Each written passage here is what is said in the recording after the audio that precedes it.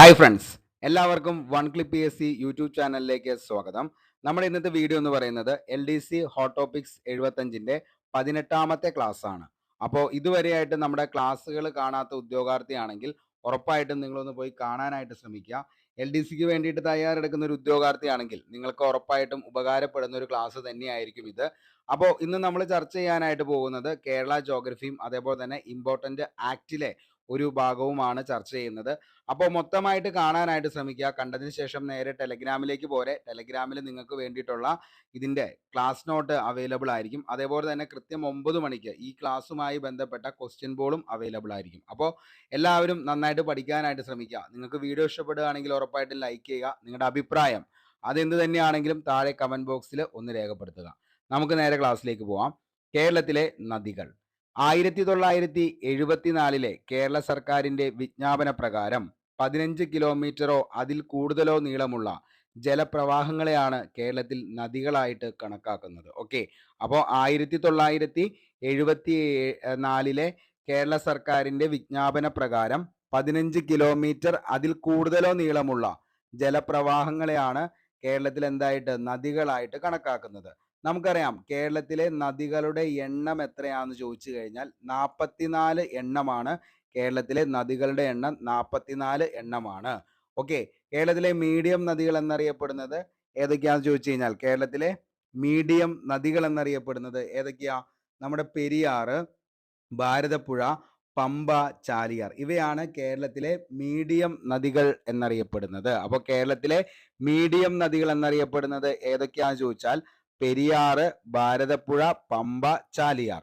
പടിഞ്ഞാറോട്ട് ഒഴുകുന്ന നദികളുടെ എണ്ണം എത്രയാണെന്ന് ചോദിച്ചാൽ പടിഞ്ഞാറോട്ട് ഒഴുകുന്ന നദികളുടെ എണ്ണമാണ് 41. കേരളത്തിൽ കിഴക്കോട്ട് ഒഴുകുന്ന നദികൾ എത്ര എണ്ണമാണെന്ന് ചോദിച്ചു കഴിഞ്ഞാൽ അത് 3 എണ്ണമാണുള്ളത്. ഓക്കെ, അപ്പോൾ പടിഞ്ഞാറോട്ട് ഒഴുകുന്ന നദികൾ 41 എണ്ണവും അതേപോലെ തന്നെ എന്താണ് കിഴക്കോട്ട് ഒഴുകുന്ന നദികളാണെങ്കിൽ 3 എണ്ണമാണുള്ളത്.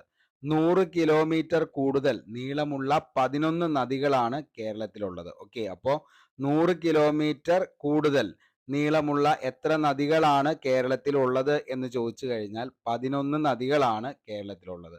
കേരളത്തിലെ വടക്കേ അറ്റത്തെ നദിയാണ് മഞ്ചേശ്വരം പുഴ. കേരളത്തിലെ വടക്കേ അറ്റത്തെ നദി ഏതാണെന്ന് ചോദിച്ചാൽ അത് മഞ്ചേശ്വരം പുഴയാണ്.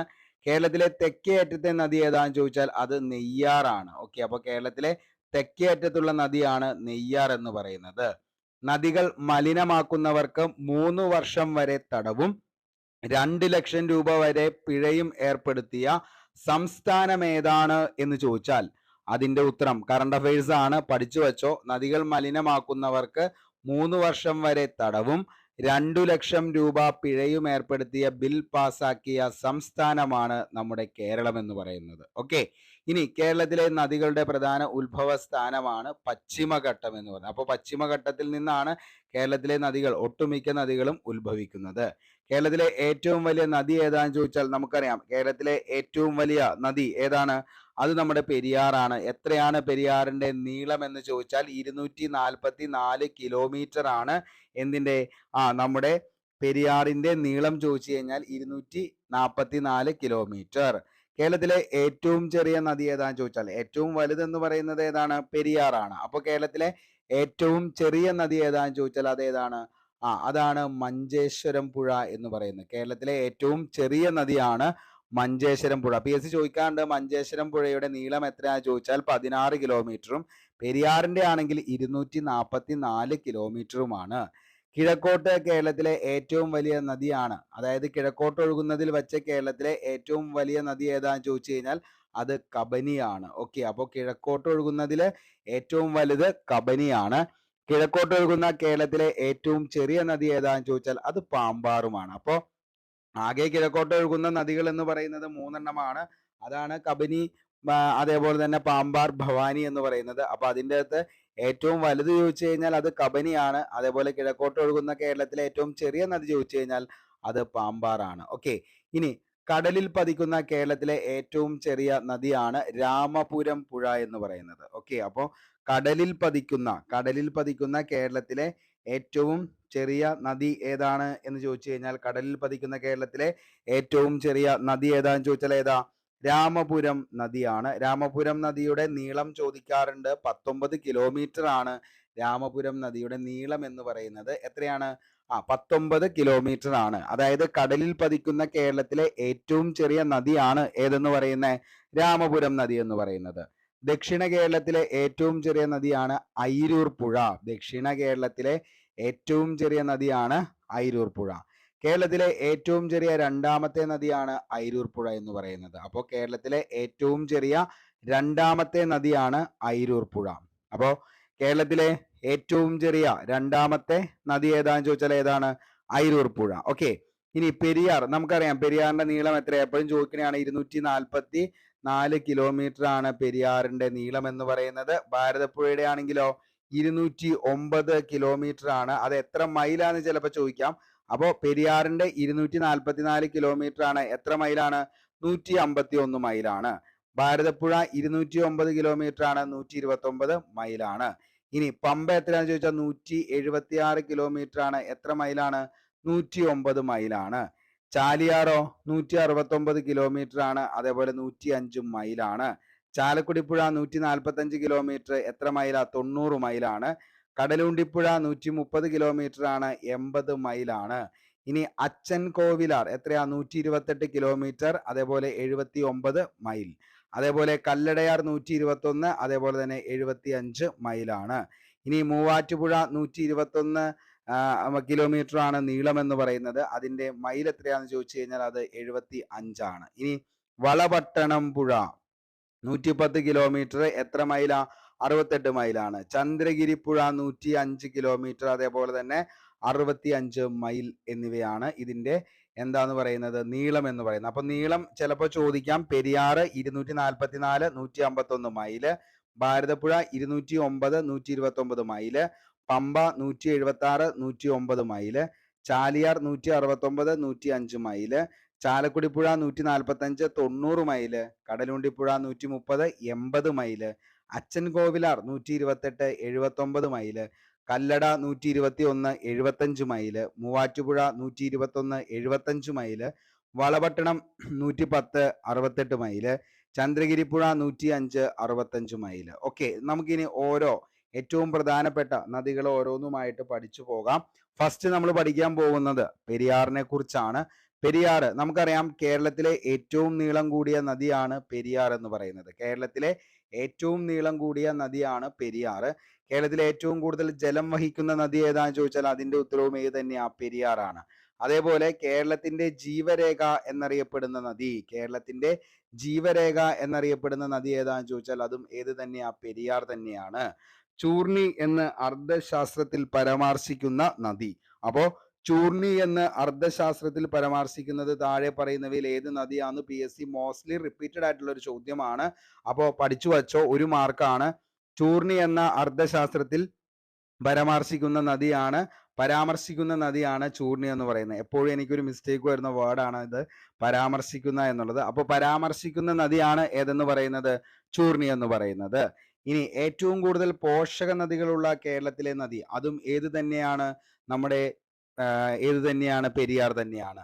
ഏറ്റവും കൂടുതൽ അണക്കെട്ടുകൾ നിർമ്മിച്ചിരിക്കുന്ന നദി, ഏറ്റവും കൂടുതൽ അണക്കെട്ടുകളും എവിടെ തന്നെയാ? പെരിയാർ തന്നെയാണ്. ശങ്കരാചാര്യൻ പൂർണ്ണ എന്ന പരാമർശിക്കുന്ന നദി ഏതാന്ന് ചോദിച്ചു കഴിഞ്ഞാൽ അതും ഏതാണ്? അതും പെരിയാർ തന്നെയാണ്. അപ്പോൾ ശങ്കരാചാര്യർ പൂർണ്ണ എന്ന് പരാമർശിക്കുന്ന നദി ഏതാന്ന് ചോദിച്ചു കഴിഞ്ഞാൽ അതും ഏതാണ്? ഈ പറയുന്ന നമ്മുടെ ഏതാണ്? നമ്മുടെ പെരിയാർ തന്നെയാണ്. ഓക്കെ, ഇനി ശങ്കരാചാര്യരുടെ ജന്മസ്ഥലമായ കാലടി സ്ഥിതി ചെയ്യുന്ന നദീതീരം ചോദിച്ചാൽ അത് പെരിയാറാണ്. കാലടി സ്ഥിതി ചെയ്യുന്നത് പെരിയാറിന്റെ ആണ്. മലയാറ്റൂർ പള്ളി, ആദിശങ്കര കീർത്തി സ്തൂപ മണ്ഡപം, ആലുവ അദ്വൈത ആശ്രമം എന്നിവയൊക്കെ സ്ഥിതി ചെയ്യുന്ന നദീതീരം ചോദിച്ചു കഴിഞ്ഞാൽ അത് എവിടെയാണ്? പെരിയാറിന്റെ തീരത്താണ് സ്ഥിതി ചെയ്യുന്നത്. അപ്പോൾ മലയാറ്റൂർ പള്ളി, അതേപോലെ തന്നെ ആദിശങ്കര കീർത്തി സ്തൂപ മണ്ഡപം, അതേപോലെ ആലുവ അദ്വൈത ആശ്രമം എന്നിവ സ്ഥിതി ചെയ്യുന്നത് ഏത് നദിയുടെ തീരത്താണ് എന്ന് ചോദിച്ചു കഴിഞ്ഞാൽ മക്കളെ അത് പെരിയാറിന്റെ തീരത്താണ്. പെരിയാറിന്റെ ഉത്ഭവ സ്ഥാനം എവിടെയാന്ന് ചോദിച്ചാൽ പർവ്വതത്തിലെ ശിവഗിരി മലയിലാണ്. അപ്പോൾ പെരിയാറിന്റെ ഉത്ഭവ സ്ഥാനം എവിടെയാണ് എന്ന് ചോദിച്ചാൽ സഹ്യപർവ്വതത്തിലെ ശിവഗിരി മലയിലാണ് പെരിയാറിന്റെ ഉത്ഭവ സ്ഥാനം. മുല്ലപ്പെരിയാർ വിഷയത്തിൽ കേരളം സുപ്രീം കോടതിയിൽ സമർപ്പിച്ചിരിക്കുന്നത് പെരിയാറിന്റെ ഉത്ഭവം എന്ന് പറയുന്നത് കേരളത്തിന്റെ ഭാഗമായിട്ടുള്ള ഏതാണ് സ്ഥലം എന്ന് പറയുന്നത്? ചോക്കാംപെട്ടി എന്ന് പറയുന്ന സ്ഥലമാണ്. ഓക്കെ, അപ്പോൾ ഇമ്പോർട്ടന്റ് ആണ്, ചിലപ്പോൾ ചോദിക്കാം. കാരണം ഈ ഒരു പ്രശ്നങ്ങളൊക്കെ ആയിട്ട് നിലവിൽ നിൽക്കുന്നത് കൊണ്ടാണ് ഈ ഒരു ചോദ്യം വേണമെങ്കിൽ ചോദിക്കാം. അപ്പോൾ എന്താണ് മുല്ലപ്പെരിയാർ വിഷയത്തിൽ കേരളം സുപ്രീം കോടതിയിൽ സമർത്ഥിച്ചിരിക്കുന്നത്? ഓക്കെ, അപ്പോൾ മുല്ലപ്പെരിയാർ വിഷയത്തിൽ കേരളം സുപ്രീം കോടതിയിൽ സമർത്ഥിച്ചിരിക്കുന്നത് എന്താണ്? പെരിയാറിന്റെ ഉത്ഭവം കേരളത്തിന്റെ ഭാഗമായിട്ടുള്ള ചോക്കാംപെട്ടിയിൽ നിന്ന് എന്നാണ്. ഓക്കെ, ചോക്കാംപെട്ടി എന്ന് പറയുന്ന സ്ഥലത്തിൽ നിന്നാണെന്നാണ് ആര് വാദിച്ചിരിക്കുന്നത്? കേരളം എന്ത് ചെയ്തിരിക്കുന്നത്? പറഞ്ഞിരിക്കുന്നത്. ഓക്കെ, പെരിയാറിന്റെ പോഷക നദികളാണ് ഏതൊക്കെയെന്ന് പറയുന്നത്? മുല്ലയാർ, മുതിരപ്പുഴ, അതേപോലെ തന്നെ എന്താണ് മുല്ലയാർ, മുതിരപ്പുഴ, പെരിഞ്ഞാംകുട്ടിപ്പുഴ, അതേപോലെ പെരുതുറയാറ്, കട്ടപ്പനയാറ്, ചെറുതോണിയാറ്, ഇടമലയാർ, മംഗലപ്പുഴ. ഇത്രയൊക്കെയാണ് എന്തെന്ന് പറയുന്നത് പെരിയാറിന്റെ പ്രധാനപ്പെട്ട പോഷക നദികൾ ഏതൊക്കെയാ ചോദിച്ചു കഴിഞ്ഞാൽ മക്കളെ ഓർമ്മയിരിക്കണം. കാരണം ചോദിക്കാറുണ്ട് പെരിയാറിന്റെ പോഷക നദികൾ ഏതൊക്കെയാണ്? മുല്ലയാർ, മുതിരപ്പുഴ, അതേപോലെ തന്നെ പെരിഞ്ഞാംകുട്ടിപ്പുഴ, പെരുതുറയാറ്, കട്ടപ്പനയാറ്, ചെറുതോണിയാറ്, ഇടമലയാറ്, മംഗലപ്പുഴ. ഇതൊക്കെയാണ് പെരിയാറിന്റെ പോഷക നദികൾ എന്ന് പറയുന്നത്. ഓക്കെ, പെരിയാറിനോട് ആദ്യം ചേരുന്ന പോഷക നദി ഏതാണെന്ന് ചോദിച്ചു കഴിഞ്ഞാൽ അതിന്റെ ഉത്തരം ഏതാണ്? മുല്ലയാറാണ്. ഓക്കെ, അപ്പോൾ പെരിയാറിനോട് ആദ്യം ചേരുന്ന പോഷക നദി ഏതാണെന്ന് ചോദിച്ചാൽ അത് മുല്ലയാറാണ്. പെരിയാറിന്റെയും മുല്ലയാറിന്റെയും സംഗമ ഭാഗത്ത് സ്ഥിതി ചെയ്യുന്ന ഡാം ഏതാന്ന് ചോദിച്ചാൽ അതാണ് നമ്മുടെ മുല്ലപ്പെരിയാർ ഡാം എന്ന് പറയുന്നത്. അപ്പൊ പെരിയാറിന്റെയും മുല്ലയാറിന്റെയും സംഗമ ഭാഗത്ത് സ്ഥിതി ചെയ്യുന്ന സ്ഥലം ഏതാന്ന് ചോദിച്ചു കഴിഞ്ഞാൽ അതേതാണ്? മുല്ലപ്പെരിയാറാണ്. ഇനി പെരിയാറിന്റെയും മുല്ലയാറിന്റെയും സംഗമം സ്ഥാനത്ത് സ്ഥിതി ചെയ്യുന്ന ഡാം മുല്ലപ്പെരിയാർ ഡാം ആണ്. മൂന്നാറിൽ സംഗമിക്കുന്ന നദികളാണ് ഏതൊക്കെയെന്ന് പറയുന്നത്? മുതിരപ്പുഴ, അതേപോലെ തന്നെ നല്ലതണ്ണി, കുണ്ടള എന്ന് പറയുന്നത് മൂന്നാറിൽ സംഗമിക്കുന്ന നദികളാണ് ഏതൊക്കെ? മുതിരപ്പുഴ, നല്ലതണ്ണി, അതേപോലെ കുണ്ടള. പെരിയാർ നദി മംഗലപ്പുഴ, മാർത്താണ്ഡംപുഴ എന്നിങ്ങനെ രണ്ടായി പിരിയുന്ന സ്ഥലം ഏതാന്ന് PSC എപ്പോഴും ചോദിക്കാറുണ്ട്. അതിന്റെ ഉത്തരമാണ് ആലുവ. ഓക്കെ, അപ്പോൾ പെരിയാർ നദി മംഗലപ്പുഴ, മാർത്താണ്ഡൻപുഴ എന്നിങ്ങനെ രണ്ടായി പിരിയുന്ന സ്ഥലം ഏതാണ് എന്ന് ചോദിച്ചാൽ അതിന്റെ ഉത്തരമാണ് ആലുവ. മംഗലപ്പുഴ പതിക്കുന്നത് നദി ഏതാണ്? ചാലക്കുടിപ്പുഴ. ഇനി ആലുവ പുഴ, കാലടിപ്പുഴ എന്നീ പേരുകളിൽ അറിയപ്പെടുന്ന നദിയാണ് ഏതെന്ന് പറയുന്നത്? പെരിയാർ എന്ന് പറയുന്നത്. ഓക്കെ, അപ്പോൾ ആലുവപ്പുഴ, അതേപോലെ തന്നെ കാലടിപ്പുഴ എന്നീ പേരുകളിൽ അറിയപ്പെടുന്ന നദി ഏതാന്ന് ചോദിച്ചാൽ അതിന്റെ ഉത്തരവും ഏത് തന്നെയാ? പെരിയാറാണ്. ഇനി പെരിയാർ നദി ഒഴുകുന്ന ജില്ലകൾ ഏതൊക്കെയാന്ന് ചോദിച്ചാൽ ഇടുക്കി, എറണാകുളമാണ് പെരിയാർ നദി ഒഴുകുന്നത്. ഏതൊക്കെ ജില്ലകളിൽ കൂടെയാണ് എന്ന് ചോദിച്ചു കഴിഞ്ഞാൽ പെരിയാർ നദി ഒഴുകുന്ന ജില്ലകൾ ഏതൊക്കെയാണ്? നമ്മുടെ ഇടുക്കിയും അതേപോലെ തന്നെ എറണാകുളവുമാണ്. ഇടുക്കി, എറണാകുളത്താണ് ഒഴുകുന്നത്. പെരിയാറിന്റെ പതനസ്ഥാനമാണ് എവിടെ? വേമ്പനാട്ടുകായൽ. പെരിയാറിന്റെ പതനസ്ഥാനമാണ് വേമ്പനാട്ടുകായൽ.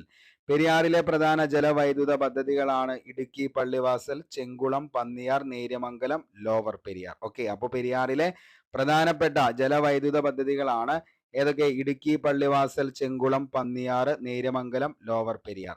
പെരിയാറിന്റെ തീരത്തുള്ള വന്യജീവി സങ്കേതങ്ങളാണ് തേക്കടി വന്യജീവി സങ്കേതം, അതേപോലെ തന്നെ തട്ടേക്കാട് വന്യജീവി സങ്കേതം, തട്ടേക്കാട് പക്ഷി സങ്കേതം. ഓക്കെ, അപ്പോൾ പെരിയാറിന്റെ തീരത്തുള്ള വന്യജീവി സങ്കേതങ്ങളാണ് ഏത്? തേക്കടി വന്യജീവി സങ്കേതം, തട്ടേക്കാട് പക്ഷി സങ്കേതം. ഓർത്തു വച്ചോ, ചിലപ്പോൾ ചോദിക്കാനുള്ള ചാൻസ് ഉള്ളതാണ് ഈ ചോദ്യം എന്ന് പറയുന്നത്. ഓക്കെ, അപ്പോൾ പെരിയാറിന്റെ തീരത്തുള്ള വന്യജീവി സങ്കേതങ്ങൾ തേക്കടി വന്യജീവി സങ്കേതം, തട്ടേക്കാട് പക്ഷി സങ്കേതം. പെരിയാർ മുൻകാലങ്ങളിൽ അറിയപ്പെട്ടിരുന്നത് പൂർണ്ണ എന്ന പേരിലാണ്. നമ്മൾ കുറച്ചു മുമ്പ് പറഞ്ഞതാണ്. ഓക്കെ, അപ്പോൾ പെരിയാർ മുൻകാലങ്ങളിൽ അറിയപ്പെട്ടിരുന്ന പേരാണ് എന്ത്? പൂർണ്ണ എന്ന്. പെരിയാറിൽ 1924 നമുക്കറിയാം 1924 വെള്ളപ്പൊക്കം എന്നൊക്കെ പറഞ്ഞ് നമ്മൾ പഠിക്കാറുള്ളതാണ്. അപ്പോൾ പെരിയാറിൽ 1924 ഉണ്ടായ വെള്ളപ്പൊക്കം അറിയപ്പെടുന്ന പേരാണ് 99 വെള്ളപ്പൊക്കം എന്ന്. ഓക്കെ, അപ്പോൾ എന്താണ്? പെരിയാറിൽ 1924 ഉണ്ടായ വെള്ളപ്പൊക്കം അറിയപ്പെടുന്ന പേരാണ്. PSC ചോദിച്ചേക്കുന്നതാണ് ഇത്. 1924 ഉണ്ടായ വെള്ളപ്പൊക്കം അറിയപ്പെടുന്നത് ഏതു പേരിലാണ് എന്ന് ചോദിച്ചു കഴിഞ്ഞാൽ 99 വെള്ളപ്പൊക്കം എന്നാണ്.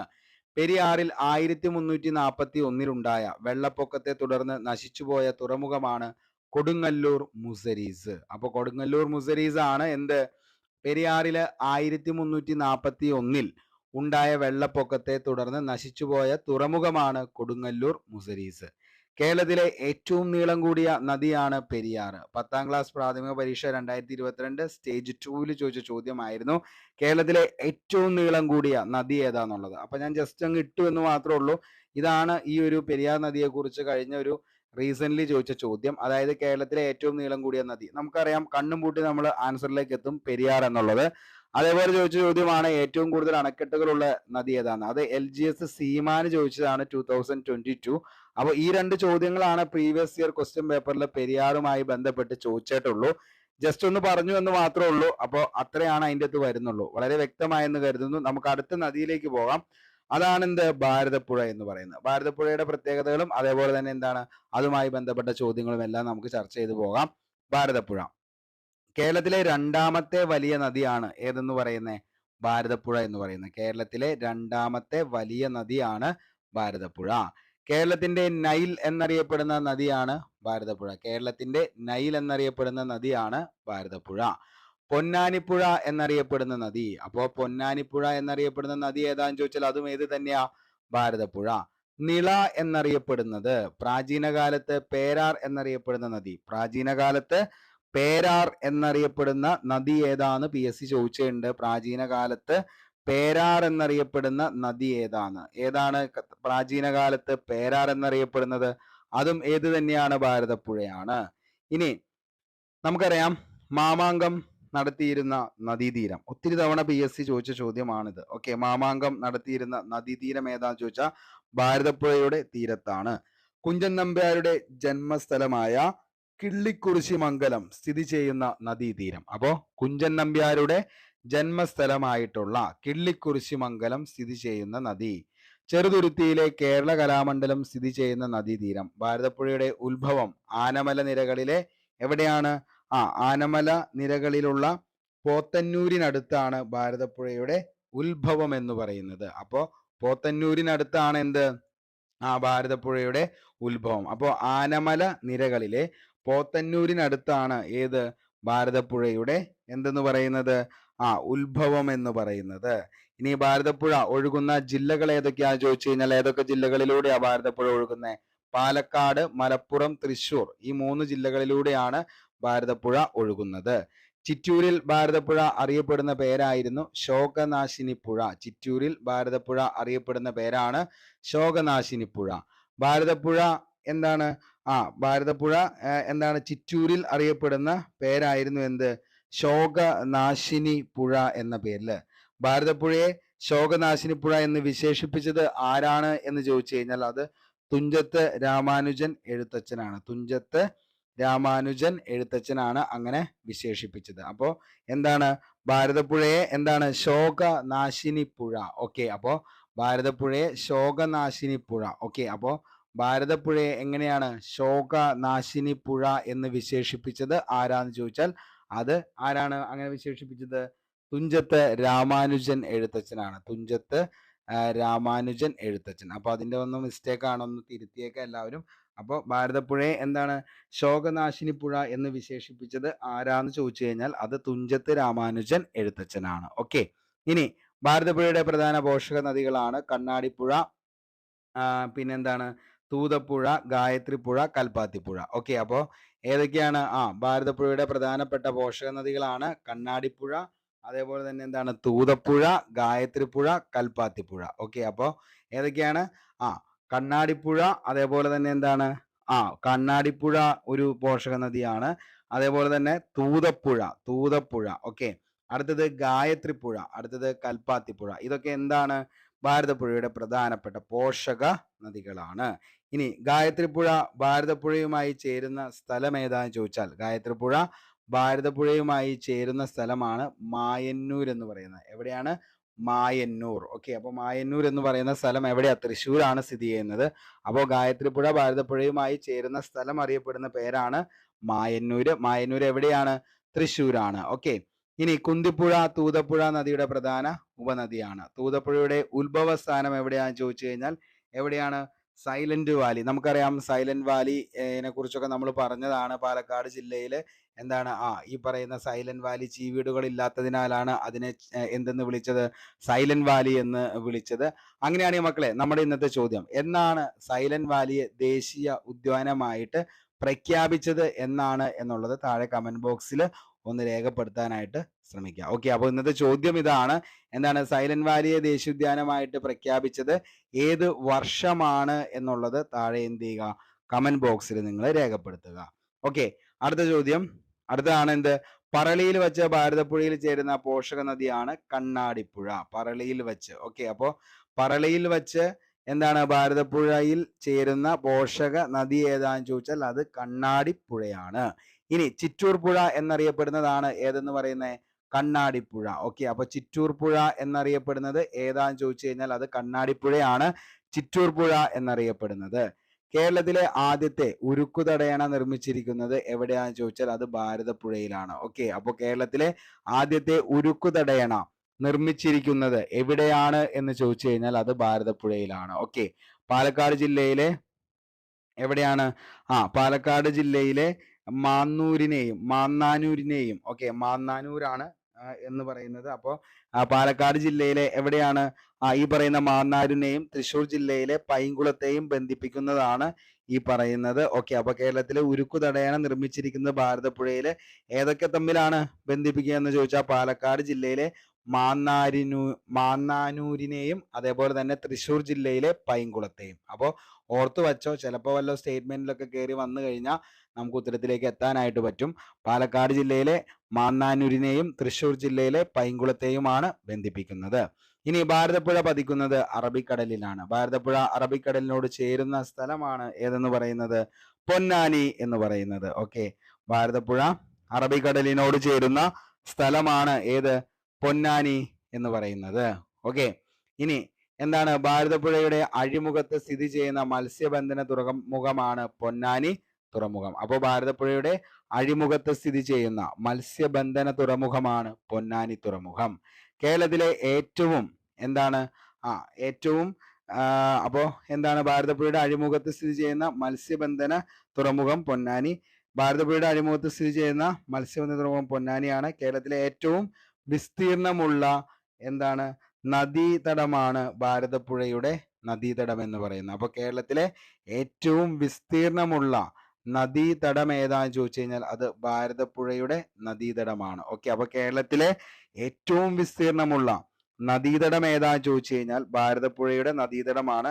അത് 6186 ചതുരശ്ര കിലോമീറ്റർ ആണ്. ഇതിൽ 4400 ചതുരശ്ര കിലോമീറ്റർ കേരളത്തിലും 1786 കിലോമീറ്റർ എവിടെയാണെന്ന് ചോദിച്ചു കഴിഞ്ഞാൽ ചതുരശ്ര കിലോമീറ്റർ തമിഴ്നാട്ടിലുമാണ് വ്യാപിച്ചു കിടക്കുന്നത്. ഓക്കെ, ഇനി നിളയുടെ കഥാകാരൻ എന്നറിയപ്പെടുന്നത്, മോസ്റ്റ്ലി റിപ്പീറ്റഡ് ആണ് ഈ ഒരു ചോദ്യം എന്ന് പറയുന്നത്. നിളയുടെ കഥാകാരൻ എന്നറിയപ്പെടുന്നത് ആരാ ചോദിച്ചു കഴിഞ്ഞാൽ ആരാണ്, MT വാസുദേവൻ നായർ. നിളയുടെ കവി എന്നറിയപ്പെടുന്നത് ആരാ ചോദിച്ചാൽ അതാരാണ്, P കുഞ്ഞിരാമൻ നായരാണ്. നിളയുടെ കവി എന്നറിയപ്പെടുന്നത് P കുഞ്ഞിരാമൻ നായർ. ഭാരതപ്പുഴയുടെ പുനരുജ്ജീവനം ലക്ഷ്യമാക്കി കേന്ദ്ര സർക്കാർ ആരംഭിക്കുന്ന വിജ്ഞാന കേന്ദ്രമാണ് നിള വിജ്ഞാന കേന്ദ്രം എന്ന് പറയുന്നത്. ഓക്കെ, അപ്പോൾ ഭാരതപ്പുഴയുടെ പുനരുജ്ജീവനം ലക്ഷ്യമാക്കി കേന്ദ്ര സർക്കാർ ആരംഭിക്കുന്ന വിജ്ഞാന കേന്ദ്രമാണ് എന്ത്, നിള വിജ്ഞാന കേന്ദ്രം എന്ന് പറയുന്നത്.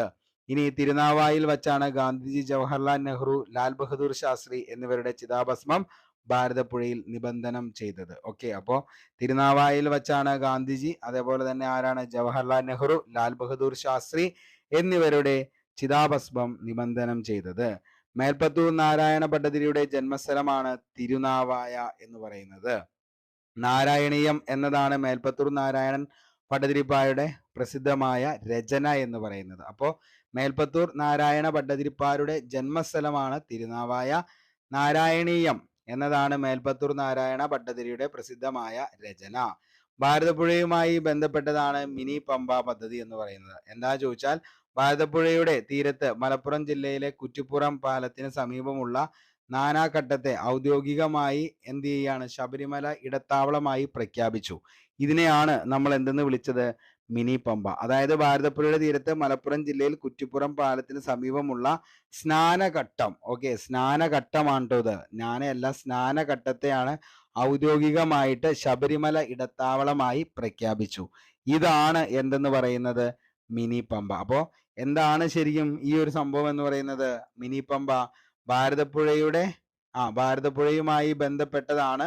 ഭാരതപ്പുഴയുടെ തീരത്ത് അതായത് മിനി പമ്പ പദ്ധതി ഭാരതപ്പുഴയുടെ തീരത്ത് മലപ്പുറം ജില്ലയിലെ കുറ്റിപ്പുറം പാലത്തിന് സമീപത്തുള്ള സ്നാനഘട്ടത്തെ ഔദ്യോഗികമായി ശബരിമല ഇടത്താവളമായി പ്രഖ്യാപിച്ചു. ഇതാണ് എന്തെന്ന് പറയുന്നത് മിനി പമ്പ. ഇനി നമുക്ക് പമ്പയുമായി ബന്ധപ്പെട്ട കാര്യങ്ങളിലേക്ക് നമുക്ക് എന്ത് ചെയ്യാം, പഠിക്കാം. എന്തൊക്കെയാണ് പമ്പ നദി? ഓക്കെ, നമുക്കറിയാം കേരളത്തിലെ മൂന്നാമത്തെ നീളം കൂടിയ നദിയാണ് ഏതെന്ന് പറയുന്നത്? പമ്പ എന്ന് പറയുന്നത്. കേരളത്തിലെ എന്താണ് മൂന്നാമത്തെ നീളം കൂടിയ നദിയാണ് പമ്പ. തിരുവിതാംകൂറിന്റെ ജീവനാഡി എന്നറിയപ്പെടുന്നത് എന്താണ്?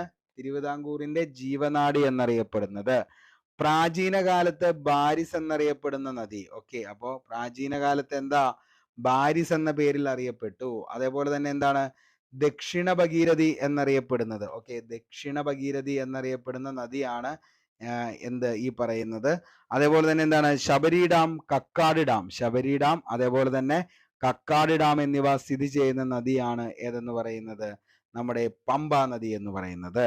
അതേപോലെ മാരമൺ കൺവെൻഷൻ, ചെറുകോൽപ്പുഴ ഹിന്ദുമത സമ്മേളനം എന്നിവ നടക്കുന്ന നദീതീരം. ഓക്കെ, അപ്പോ മാരമൺ കൺവെൻഷൻ, അതേപോലെ തന്നെ ചെറുകോൽപ്പുഴ, ചെറുകോൽപ്പുഴ എന്താണ്? ചെറുകോൽപ്പുഴ ഹിന്ദുമത സമ്മേളനം എന്നിവ നടക്കുന്ന നദീതീരമാണ് പമ്പ എന്ന് പറയുന്നത്. ഓക്കെ, ഇനി ശബരിമല, അതേപോലെ തന്നെ എടത്വ പള്ളി എന്നീ തീർത്ഥാടന കേന്ദ്രങ്ങൾ സ്ഥിതി ചെയ്യുന്ന നദീതീരം. ഓക്കെ, അപ്പോ ശബരിമല, അതേപോലെ തന്നെ എന്താണ്? എടത്വ പള്ളി. ഓക്കെ, ശബരിമല, എടത്വ പള്ളി എന്നിവ സ്ഥിതി ചെയ്യുന്ന തീർത്ഥാടന കേന്ദ്രം. ഓക്കെ, അത്രയും നമ്മൾ എന്ത് ചെയ്യുക, ഒന്ന് പഠിച്ചു വച്ചേക്കുക. ഇനി നമുക്ക് നോക്കാം എന്താണ് പമ്പ നദി ഉത്ഭവിക്കുന്നത്. ഓക്കെ, ശബരിമല, അതേപോലെ തന്നെ എടത്വ പള്ളി എന്നീ തീർത്ഥാടന കേന്ദ്രം സ്ഥിതി ചെയ്യുന്നു. പമ്പ നദി ഉത്ഭവിക്കുന്നത് എവിടെ നിന്നാ ചോദിച്ചു കഴിഞ്ഞാൽ, എവിടെ നിന്നാണോ ഉത്ഭവിക്കുന്നത്? പുളച്ചിമല. ഓക്കെ, പമ്പ നദി ഉത്ഭവിക്കുന്നത് എവിടെയാ? പുളച്ചിമലയിൽ നിന്നാണ്. പമ്പ നദി ഉത്ഭവിക്കുന്നത് എവിടെ നിന്നാ? പുളച്ചിമലയിൽ നിന്നാണ്. ഓക്കെ,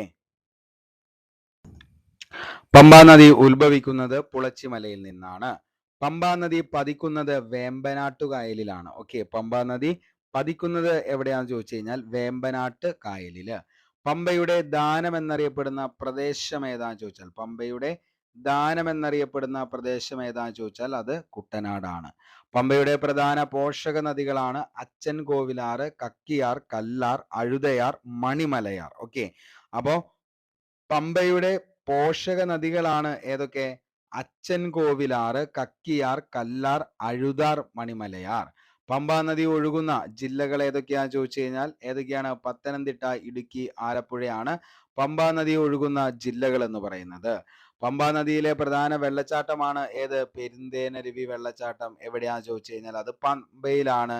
പെരുന്തേനരുവി വെള്ളച്ചാട്ടം സ്ഥിതി ചെയ്യുന്നത് താഴെ പറയുന്നവയിൽ ഏത് നദിയിലാണ് എന്ന് ചോദിച്ചു കഴിഞ്ഞാൽ ഏത് നദിയിലാണ്?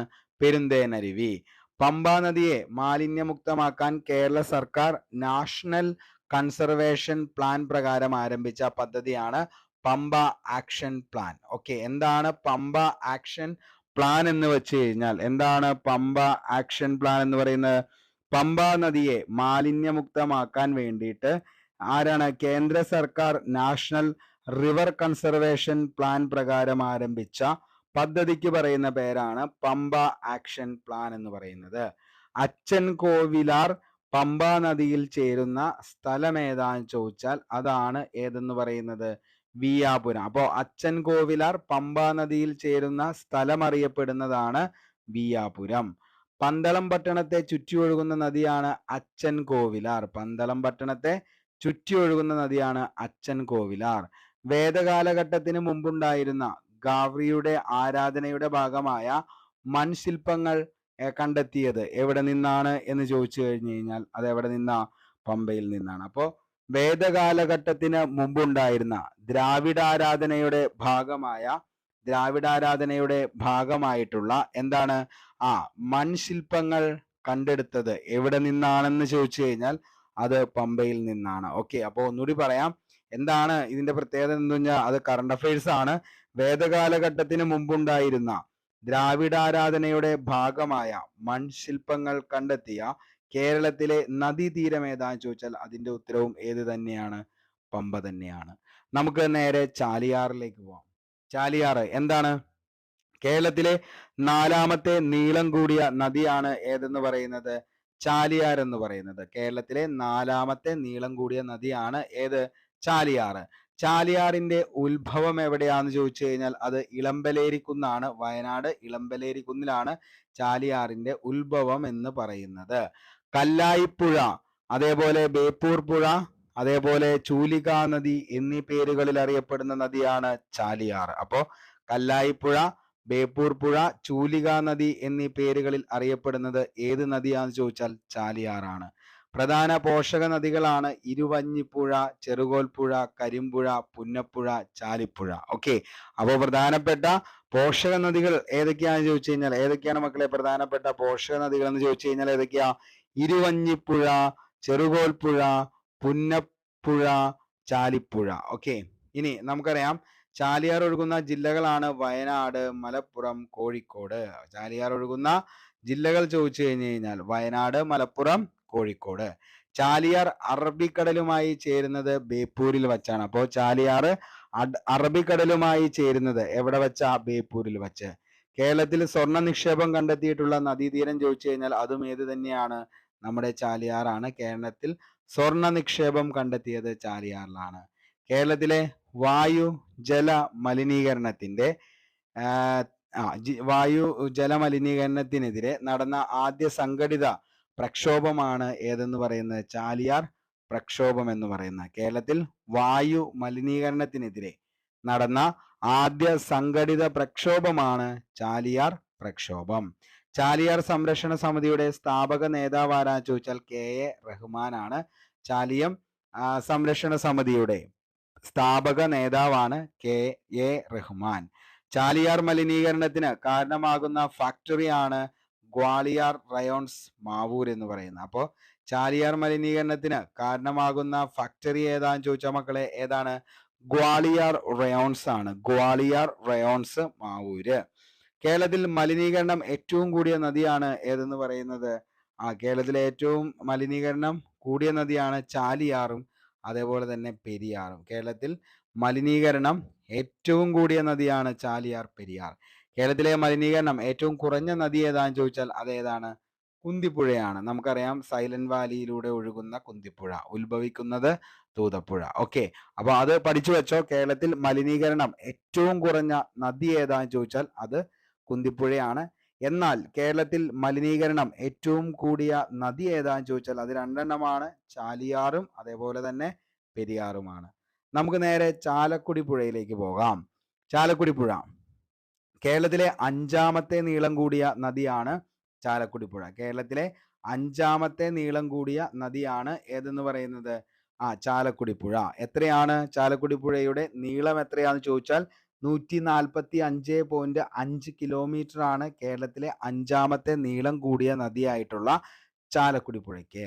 ചാലക്കുടി പുഴ ഉത്ഭവസ്ഥാനം ആനമല, പറമ്പിക്കുളം, അതേപോലെ തന്നെ എന്താണ് കുരിയാർകുട്ടി, ഷോളയാർ, കാരപ്പാറ, ആനക്കയം എന്നീ പേരുകൾ ചേർന്ന് രൂപം കൊള്ളുന്ന നദിയാണ് ഏതെന്ന് പറയുന്നത്?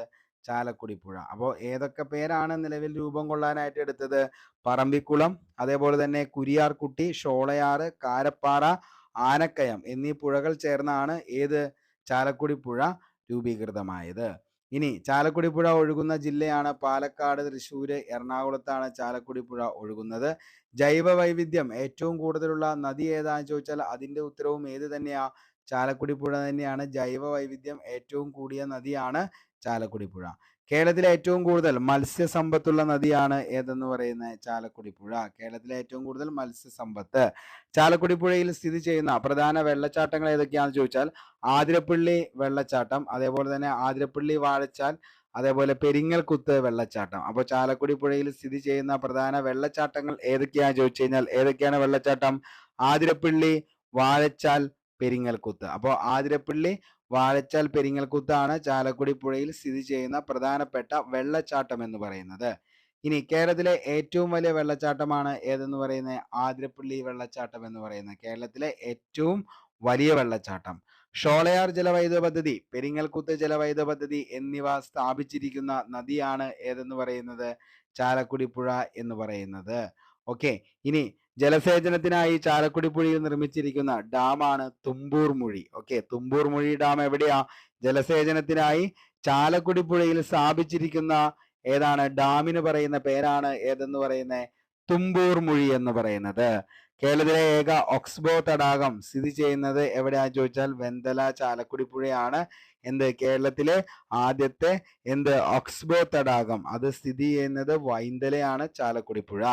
ഇനി ചാലക്കുടി പുഴ പതിക്കുന്നത് എവിടെയാ? പെരിയാറിലാണ്.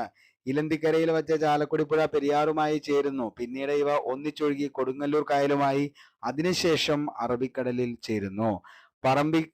പറമ്പിക്കുളം, അതേപോലെ തന്നെ ആലിയാർ. ഓക്കെ, പറമ്പിക്കുളം, അതേപോലെ തന്നെ ആലിയാർ അന്തർ സംസ്ഥാന നദീജല കരാറിൽ ഒപ്പിട്ട അല്ലെങ്കിൽ ഏർപ്പെട്ട സംസ്ഥാനങ്ങൾ ഏതൊക്കെയാണെന്ന് ചോദിച്ചാൽ അത് കേരളവും അതേപോലെ തന്നെ തമിഴ്നാടുമാണ്. ഓക്കെ, അപ്പോൾ പറമ്പിക്കുളം ഏതാണ്? ആലിയാർ അന്തർ സംസ്ഥാന നദീജല കരാറിൽ ഏർപ്പെട്ട സംസ്ഥാനങ്ങൾ ഏതൊക്കെയാണ് എന്ന് ചോദിച്ചാൽ അതിന്റെ ഉത്തരമാണ് ഏതൊക്കെ സംസ്ഥാനങ്ങൾ?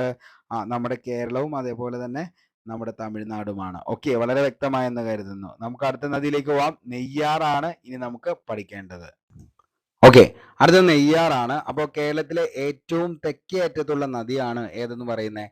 നെയ്യാർ എന്ന് പറയുന്നത്. ഓക്കെ, അപ്പോൾ കേരളത്തിലെ തെക്കേ അറ്റത്തുള്ള നദി ഏതാന്ന് ചോദിച്ചാൽ അതാണ് ഏതെന്ന് പറയുന്നത്? നെയ്യാർ എന്ന് പറയുന്നത്. ഓക്കെ, അപ്പോൾ കേരളത്തിലെ തെക്കേ അറ്റത്തുള്ള നദി. നമുക്കറിയാം ഏറ്റവും കൂടുതൽ ചോദിച്ചേക്കുന്നത് എന്താണ്?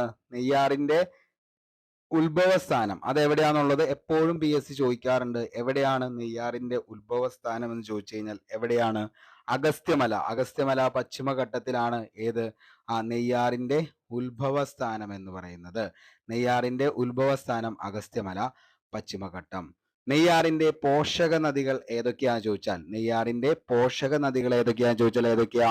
കല്ലാറ്, അതേപോലെ തന്നെ കരവലിയാർ. ഓക്കെ, കരവലിയാർ അതേപോലെ തന്നെ കല്ലാറാണ് നെയ്യാറിന്റെ പോഷക നദികൾ എന്നറിയപ്പെടുന്നത്. കല്ലാറ്, കരവലിയാർ.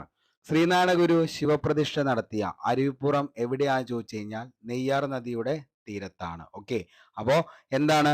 ശ്രീനാരായണ ഗുരു ശിവപ്രതിഷ്ഠ നടത്തിയ അരുവിപ്പുറം ഏത് നദിയുടെ തീരത്താണ് എന്ന് ചോദിച്ചു കഴിഞ്ഞാൽ ഏത് നദിയുടെ തീരത്താണ്? നെയ്യാറിന്റെ തീരത്താണ്. അതേപോലെ തന്നെ മരക്കുന്നം ദ്വീപ് സ്ഥിതി ചെയ്യുന്ന നദീതീരം ഏതാണെന്ന് PSC ചോദിക്കാറുണ്ട്. അപ്പോൾ മരക്കുന്നം ദ്വീപ് സ്ഥിതി ചെയ്യുന്ന നദീതീരം ഏതാന്ന് ചോദിച്ചാൽ ഏതാ? നെയ്യാറാണ്. നെയ്യാർ പതിക്കുന്ന കടൽ ഏതാന്ന് ചോദിച്ചാൽ അത് അറബിക്കടലാണ്. നെയ്യാർ പതിക്കുന്ന കടൽ ഏതാന്ന് ചോദിച്ചു കഴിഞ്ഞാൽ അതേതാണ്? അറബിക്കടലാണ്. മരക്കുന്നം ദ്വീപ് സ്ഥിതി ചെയ്യുന്ന നദീതീരം ചോദിച്ചാൽ അതും ഏത് തന്നെയാ? നെയ്യാർ തന്നെയാണ്. ഓക്കെ, അത് നമുക്ക് മഞ്ചേശ്വരം പുഴയിലേക്ക് പോകാം. കേരളത്തിലെ ഏറ്റവും ചെറിയ നദിയാണ് മഞ്ചേശ്വരം പുഴ. ഏറ്റവും കൂടുതൽ PSC ചോദിച്ചേക്കുന്നതും ഈ ഒരു ചോദ്യം തന്നെയാണ്. കേരളത്തിലെ ഏറ്റവും ചെറിയ നദി ഏതാണെന്ന് ചോദിച്ചു കഴിഞ്ഞാൽ അതാണ് ഏതെന്ന് പറയുന്നത്? മഞ്ചേശ്വരം പുഴ. എത്ര കിലോമീറ്ററാ? 16 കിലോമീറ്റർ ആണ്. കേരളത്തിലെ ഏറ്റവും ചെറിയ നദിയാണ് മഞ്ചേശ്വരം പുഴ, 16 കിലോമീറ്റർ. കേരളത്തിലെ ഏറ്റവും വടക്കേ അറ്റത്തുള്ള നദി. ഈ ഒരു ചോദ്യവും PSC ചോദിക്കാറുണ്ട്. ഇപ്പൊ LGS ഒക്കെ മുതലായ എക്സാമുകളിലൊക്കെ ഏറ്റവും കൂടുതൽ പണ്ട് ചോദിച്ചുകൊണ്ടിരുന്ന ഒരു ചോദ്യമായിരുന്നു കേരളത്തിലെ ഏറ്റവും വടക്കേ അറ്റത്തുള്ള നദി. അതേപോലെ തന്നെ കേരളത്തിലെ ഏറ്റവും ചെറിയ നദി ഏതാന്ന് ചോദിച്ചാൽ അത് മഞ്ചേശ്വരം പുഴ, 16 കിലോമീറ്റർ. ഓക്കെ, ഇനി മഞ്ചേശ്വരം പുഴയുടെ ഉത്ഭവസ്ഥാനം ആണ് എവിടെയാന്ന് ചോദിച്ചു കഴിഞ്ഞാൽ അതെവിടെയാണ്? ബാലപ്പൂണി കുന്നുകളാണ്. ബാലപ്പൂണി കുന്നുകൾ. ഓക്കെ, അപ്പോൾ അങ്ങനെ തന്നെ പഠിച്ചു വെച്ചോ. ബാലപ്പൂണി കുന്നുകളിലാണ് ഈ പറയുന്ന നമ്മുടെ മഞ്ചേശ്വരം പുഴ. ഓക്കെ, അപ്പോൾ മഞ്ചേശ്വരം പുഴയുടെ ഉത്ഭവ സ്ഥാനമാണ് ബാലപ്പൂണി കുന്നുകൾ. ബാലപ്പൂണി കുന്നുകളിലാണ് മഞ്ചേശ്വരം പുഴയുടെ ഉത്ഭവസ്ഥാനം. കാസർഗോഡ് തലപ്പാടിപ്പുഴ. ഇത് തലപ്പാടിപ്പുഴ എന്ന പേരിലാണ് അറിയപ്പെടുന്നത്. ഓക്കെ, അപ്പോൾ മഞ്ചേശ്വരം പുഴ കാസർഗോഡ് അറിയപ്പെടുന്ന പേരാണ് തലപ്പാടിപ്പുഴ. അതേപോലെ തന്നെ ഈ മഞ്ചേശ്വരം പുഴയുടെ പതനസ്ഥാനം എവിടെയാണെന്ന് ചോദിച്ചാൽ മഞ്ചേശ്വരം പുഴയുടെ പതനസ്ഥാനം എവിടെയാണ്? ഉപ്പളക്കായലിലാണ്. ഓക്കെ, ഉപ്പളക്കായലിലാണ് ഇതിന്റെ പതനസ്ഥാനം. നമുക്കറിയാം ഏറ്റവും കൂടുതൽ നദികൾ ഒഴുകുന്ന ജില്ല ഏതാന്ന് ചോദിച്ചു കഴിഞ്ഞാൽ അത് എവിടെയാണ്? നമ്മുടെ കാസർഗോഡ് ജില്ലയാണ്. അതേപോലെ തന്നെ എന്താണ് കാസർഗോഡ് ജില്ലയിലൂടെ ഒഴുകുന്ന നദികളുടെ എണ്ണം എത്രയാന്ന് ചോദിച്ചാൽ അത് 12 എണ്ണമാണ് ഉള്ളത്. ഓക്കെ, അപ്പൊ ഒത്തിരി തവണ ചോദിക്കാറുണ്ട് ആ ഒരു ചോദ്യം. അതായത് എന്താണ് ഏറ്റവും കൂടുതൽ നദികൾ ഒഴുകുന്ന ജില്ല ഏതാന്ന് ചോദിച്ചാൽ അത് കാസർഗോഡാണ്. കാസർഗോഡ് ജില്ലയിലൂടെ ഒഴുകുന്ന നദികളുടെ എണ്ണം എത്രയാന്ന് ചോദിച്ചാൽ മക്കളെ അത് 12 എണ്ണമാണുള്ളത്. ഓക്കെ, ഇനി നമുക്ക് ചന്ദ്രഗിരിപ്പുഴ. മൗര്യ സാമ്രാജ്യ സ്ഥാപകനായ ചന്ദ്രഗുപ്ത മൗര്യന്റെ പേരിൽ അറിയപ്പെടുന്ന കേരളത്തിലെ നദി ഏതാന്ന് ചോദിച്ചു കഴിഞ്ഞാൽ അതാണ് ഏതെന്ന് പറയുന്നത് ചന്ദ്രഗിരിപ്പുഴ. അപ്പോ മൗര്യ സാമ്രാജ്യ സ്ഥാപകനായ ചന്ദ്രഗുപ്ത മൗര്യന്റെ പേരിൽ അറിയപ്പെടുന്ന കേരളത്തിലെ നദിയാണ് ചന്ദ്രഗിരിപ്പുഴ. അതേപോലെ തന്നെ എന്താണ് പെരുമ്പുഴ, പയസ്വിനി എന്നിങ്ങനെ അറിയപ്പെടുന്നത് ഏതാന്ന് ചോദിച്ചാൽ പെരുമ്പുഴ, പയസ്വിനി എന്നറിയപ്പെടുന്നത് ഏതാണ് ചന്ദ്രഗിരിപ്പുഴയാണ്. അതേപോലെ തന്നെ മലയാളക്കരയ്ക്കും തുളുനാടിനും ഇടയിൽ പരമ്പരാഗത അതിരായി കണക്കാക്കിയിരുന്ന പുഴ. ഓക്കെ, അപ്പോ മലയാളക്കരയ്ക്കും അതേപോലെ തന്നെ തുളുനാടിനും ഇടയിൽ പരമ്പരാഗത അതിരായി കണക്കാക്കിയിരുന്ന പുഴ ഏതാന്ന് ചോദിച്ചാൽ അതും ഏത് തന്നെയാണ് ചന്ദ്രഗിരിപ്പുഴ തന്നെയാണ്. കാസർഗോഡ് പട്ടണത്തെ ഏറ്റവും കൂടുതൽ ചോദിച്ച മറ്റൊരു ചോദ്യമാണ് കാസർഗോഡ് പട്ടണത്തെ യു ആകൃതിയിൽ ചുറ്റി ഒഴുകുന്ന നദി ഏതാന്നുള്ളത്. ഓക്കെ, കാസർഗോഡ് പട്ടണത്തെ യു ആകൃതിയിൽ ചുറ്റി ഒഴുകുന്ന നദിയാണ് ചന്ദ്രഗിരിപ്പുഴ. ഇനി നമുക്ക് കല്ലടയാറിനെ കുറിച്ച് നമുക്ക് നോക്കാം. കല്ലടയാറിന്റെ പോഷക നദികളാണ് ഏതൊക്കെ? കുളത്തൂപ്പുഴ, ചെന്തുരുണി, അതേപോലെ തന്നെ കൽത്തുരുത്തി. അപ്പോ കല്ലടയാറിന്റെ പോഷക നദികൾ ഏതൊക്കെയാണെന്ന് ചോദിച്ചു കഴിഞ്ഞാൽ ഏതൊക്കെയാണ്? കുളത്തൂപ്പുഴ, ചെന്തുരുണി, കൽത്തുരുത്തി. പുനലൂർ തൂക്കുപാലം സ്ഥിതി ചെയ്യുന്ന നദി ഏതാണെന്ന് ചോദിച്ചാൽ ഒത്തിരി തവണ ചോദിച്ചേക്കണെയാണ്. പുനലൂർ തൂക്കുപാലം സ്ഥിതി ചെയ്യുന്ന നദി ഏതാണെന്ന് ചോദിച്ചാൽ അത് കല്ലടയാറാണ്. അതേപോലെ തന്നെ എന്താണ് പാലരുവി വെള്ളച്ചാട്ടം സ്ഥിതി ചെയ്യുന്നത് കല്ലട നദിയിലാണ്, കൊല്ലം. ഓക്കെ, അപ്പോ പാലരുവി വെള്ളച്ചാട്ടം സ്ഥിതി ചെയ്യുന്നത് എവിടെയാ? കല്ലട നദിയിലാണ്. കല്ലടയാറിന്റെ പതന സ്ഥാനമാണ് അഷ്ടമുടിക്കായൽ. ഓക്കെ, അപ്പോ എന്താണ് കല്ലടയാറിന്റെ പതനം എവിടെയാന്ന് ചോദിച്ചു കഴിഞ്ഞാൽ പതനസ്ഥാനം എവിടെയാണ്? പതനസ്ഥാനം എവിടെയാണ്? നമ്മുടെ അഷ്ടമുടിക്കായലിലാണ്. സാഹിത്യകൃതികളിൽ നദികൾ വില്യം ലോഗൻ എന്താണ് സാഹിത്യകൃതികളിലെ നദികളാണ്. അപ്പോൾ അതൊന്ന് നമുക്ക് ജസ്റ്റ് ഒന്ന് നോക്കാം. ചിലപ്പോഴൊക്കെ ചോദിക്കാറുണ്ട് എന്താണ് സാഹിത്യ കൃതികളിലെ നദികൾ ഏതൊക്കെയാന്നുള്ളത്. അപ്പോൾ നമുക്ക് നോക്കാം ഓരോന്നും. അതായത് വില്യം ലോഗന്റെ മലബാർ മാനുവലിൽ പ്രതിപാദിച്ചിരിക്കുന്ന നദി ഏതാണെന്ന് ചോദിച്ചാൽ അത് കോരപ്പുഴയാണ്. ഓക്കെ, അപ്പോൾ വില്യം ലോഗന്റെ Malabar manual. Okay, William Logan Malabar manual. Okay, അപ്പോൾ ഈ സ്പെല്ലിങ്ങിൽ വരുന്നതാണ് ടൈപ്പ് വരുമ്പോൾ. അപ്പോൾ വില്യം ലോഗന്റെ എന്താണ് മലബാർ മാനുവലില് പ്രതിപാദിക്കുന്ന നദി ഏതാന്ന് ചോദിച്ചു കഴിഞ്ഞാൽ മക്കളെ അത് കോരപ്പുഴയാണ് കേട്ടോ. അപ്പോൾ വില്യം ലോഗന്റെ മലബാർ മാനുവലിൽ പ്രതിപാദിക്കുന്ന നദി ഏതാന്ന് ചോദിച്ചാൽ കോരപ്പുഴയാണ്. അതേപോലെ തന്നെ OV വിജയന്റെ ഗുരുസാഗരം എന്ന കൃതിയിൽ പ്രതിപാദിച്ചിരിക്കുന്ന നദി ഏതാന്ന് ചോദിച്ചാൽ അത് ഏതാണ്? തൂതപ്പുഴയാണ് കേട്ടോ. അപ്പൊ OV വിജയന്റെ ഗുരുസാഗരം എന്ന കൃതിയിൽ പ്രതിപാദിച്ചിരിക്കുന്ന നദിയാണ് തൂതപ്പുഴ. അതേപോലെ തന്നെ SK പൊറ്റക്കാടിന്റെ നാടൻ പ്രേമം എന്ന കൃതിയിൽ പ്രതിപാദിച്ചിരിക്കുന്ന നദി ഏതാന്ന് ചോദിച്ചാൽ അത് ഇരുവഞ്ഞിപ്പുഴയാണ്, ഇരുവഞ്ഞിപ്പുഴ. അതേപോലെ ബുക്കർ സമ്മാനം ലഭിച്ച മോസ്റ്റ്ലി റിപ്പീറ്റഡ് ആണ്. ഒരിടയ്ക്ക് നിങ്ങളിപ്പോ നിലവില് പ്രീവിയസ് ഇയർ ക്വസ്റ്റ്യൻ പേപ്പർ ഒക്കെ ചെയ്യുന്ന ഉദ്യോഗാർത്ഥിയാണെങ്കിൽ കണ്ടിട്ടുണ്ടാവും. ബുക്കർ സമ്മാനം ലഭിച്ച അരുന്ധതി റോയിയുടെ ഗോഡ് ഓഫ് സ്മോൾ തിങ്സ് എന്ന കൃതി പരാമർശിച്ചിരിക്കുന്നത് ഏത് നദിയെ കുറിച്ചാണെന്ന് ചോദിച്ചാൽ മീനച്ചിലാറിനെ കുറിച്ചാണ് പറഞ്ഞിരിക്കുന്നത്. ഓർത്തു വെച്ചോ, ബുക്കർ സമ്മാനം ലഭിച്ച അരുന്ധതി റോയിയുടെ ഗോഡ് ഓഫ് സ്മോൾ തിങ്സ് എന്ന കൃതി പരാമർശിച്ചിരിക്കുന്ന നദിയാണ് മീനച്ചിലാർ എന്ന് പറയുന്നത്. ഓക്കെ, ഇനി നമുക്ക് അഞ്ചരക്കണ്ടിപ്പുഴ തലശ്ശേരി താലൂക്കിലെ കണ്ണോത്ത് വനത്തിൽ നിന്നാണ് ഉത്ഭവിക്കുന്നത്. അപ്പോൾ തലശ്ശേരി താലൂക്കിലെ കണ്ണോത്ത് വനത്തിൽ നിന്നാണ് അഞ്ചരക്കണ്ടിപ്പുഴ ഉത്ഭവിക്കുന്നത്. അതേപോലെ തന്നെ ഇടുമ്പത്തോട്, കപ്പുത്തോട് എന്നിവ പ്രധാന പോഷക നദികളാണ്. ഇടുമ്പത്തോട് അതേപോലെ തന്നെ കപ്പുത്തോട് എന്നിവ എന്താണ് പ്രധാന പോഷക നദികളാണ്. ഇടുമ്പത്തോട്, കപ്പുത്തോട് എന്നിവ പ്രധാന പോഷക നദികളാണ്. കണ്ണൂർ ജില്ലയിലൂടെയാണ് ഇത് എന്ത് ചെയ്യുന്നത് ഒഴുകുന്നത്. ഓക്കെ, ഏകദേശം 200 ഏക്കറിൽ പരന്നു കിടക്കുന്ന അഞ്ചരക്കണ്ടി നദിയുടെ തീരത്തുള്ള കറുവപ്പട്ട താഴ്വര ഏഷ്യയിലെ ഏറ്റവും വലിയ കറുവപ്പട്ട തോട്ടമായി കണക്കാക്കപ്പെടുന്നു. ധർമ്മടം ദ്വീപ് സ്ഥിതി ചെയ്യുന്ന നദി ഏതാന്ന് ചോദിച്ചേക്കണ ചോദ്യം ഇതാണ്. ധർമ്മടം ദ്വീപ് സ്ഥിതി ചെയ്യുന്ന നദി ഏതാന്ന് ചോദിച്ചാൽ അത് അഞ്ചരക്കണ്ടി പുഴയാണ്. ഓക്കെ, അടുത്തത് കുപ്പം നദി. കുപ്പം നദിയുടെ ഉത്ഭവം എവിടെയാണ്? കുപ്പം നദിയുടെ ഉത്ഭവം എന്ന് പറയുന്നത് പടിനൽക്കാട് ചുരമാണ്. പടിനൽക്കാട് ചുരം. ഓക്കെ, അതെവിടെയാ? കർണാടകയിലാണ് ഈ പറയുന്ന ചുരം എന്ന് പറയുന്നത്. കുപ്പം നദിയുടെ ഉത്ഭവം എന്ന് പറയുന്നത് പടിനൽക്കാട് ചുരം, കർണാടക. അതേപോലെ തന്നെ കുപ്പം നദി വളപട്ടണം നദിക്ക് സമാന്തരമായി ഒഴുകി മാട്ടൂൾ എന്ന സ്ഥലത്ത് വച്ച് വളപട്ടണം നദിയുമായി ചേരുന്നു. ഓക്കെ, അപ്പോ കുപ്പം നദി എവിടെയാ? വളപട്ടണം നദിക്ക് സമാന്തരമായി ഒഴുകി മാട്ടൂർ എന്ന സ്ഥലത്ത് വെച്ച് എവിടെ ചേരുന്നു? വളപട്ടണം നദിയുമായി എന്ത് ചെയ്യുന്നു? ചേരുന്നു. ഓക്കെ, ഇനി എന്താണ്? കുപ്പം നദി 82 കിലോമീറ്റർ. ഓക്കെ, 82 കിലോമീറ്റർ ഒഴുകി അറബിക്കടലിൽ പതിക്കുന്നു. ഓക്കെ, അപ്പോ എവിടെയാണ്? കുപ്പം നദി 82 കിലോമീറ്റർ ഒഴുകി എവിടെ? അറബിക്കടലിൽ പതിക്കുന്നു. കുപ്പം നദിയുടെ പ്രധാനപ്പെട്ട പോഷക നദികൾ ഏതൊക്കെയാന്ന് ചോദിച്ചു കഴിഞ്ഞാൽ അതാണ് ഏതൊക്കെ? അതായത് പുക്കാട്ടുപുഴ, അതേപോലെ തന്നെ കുറ്റിലോൽ പുഴ, അതേപോലെ മുക്കുട്ടത്തോട്, ചിരിയത്തോട്, ഇതൊക്കെയാണ് കുപ്പം നദിയുടെ പ്രധാന പോഷക നദികൾ എന്ന് പറയുന്നത്. അസിസ്റ്റന്റ് കമ്പൈലർ 2021 ഈ ഒരു ചോദ്യം ചോദിച്ചതാണ്. കുപ്പം നദി താഴെ പറയുന്നവയിൽ ഏതെല്ലാം സംസ്ഥാനങ്ങളിൽ കൂടിയാണ് ഒഴുകുന്നത് എന്നുള്ള ഒരു ചോദ്യം ചോദിച്ചു അസിസ്റ്റന്റ് കമ്പൈലർ 2021.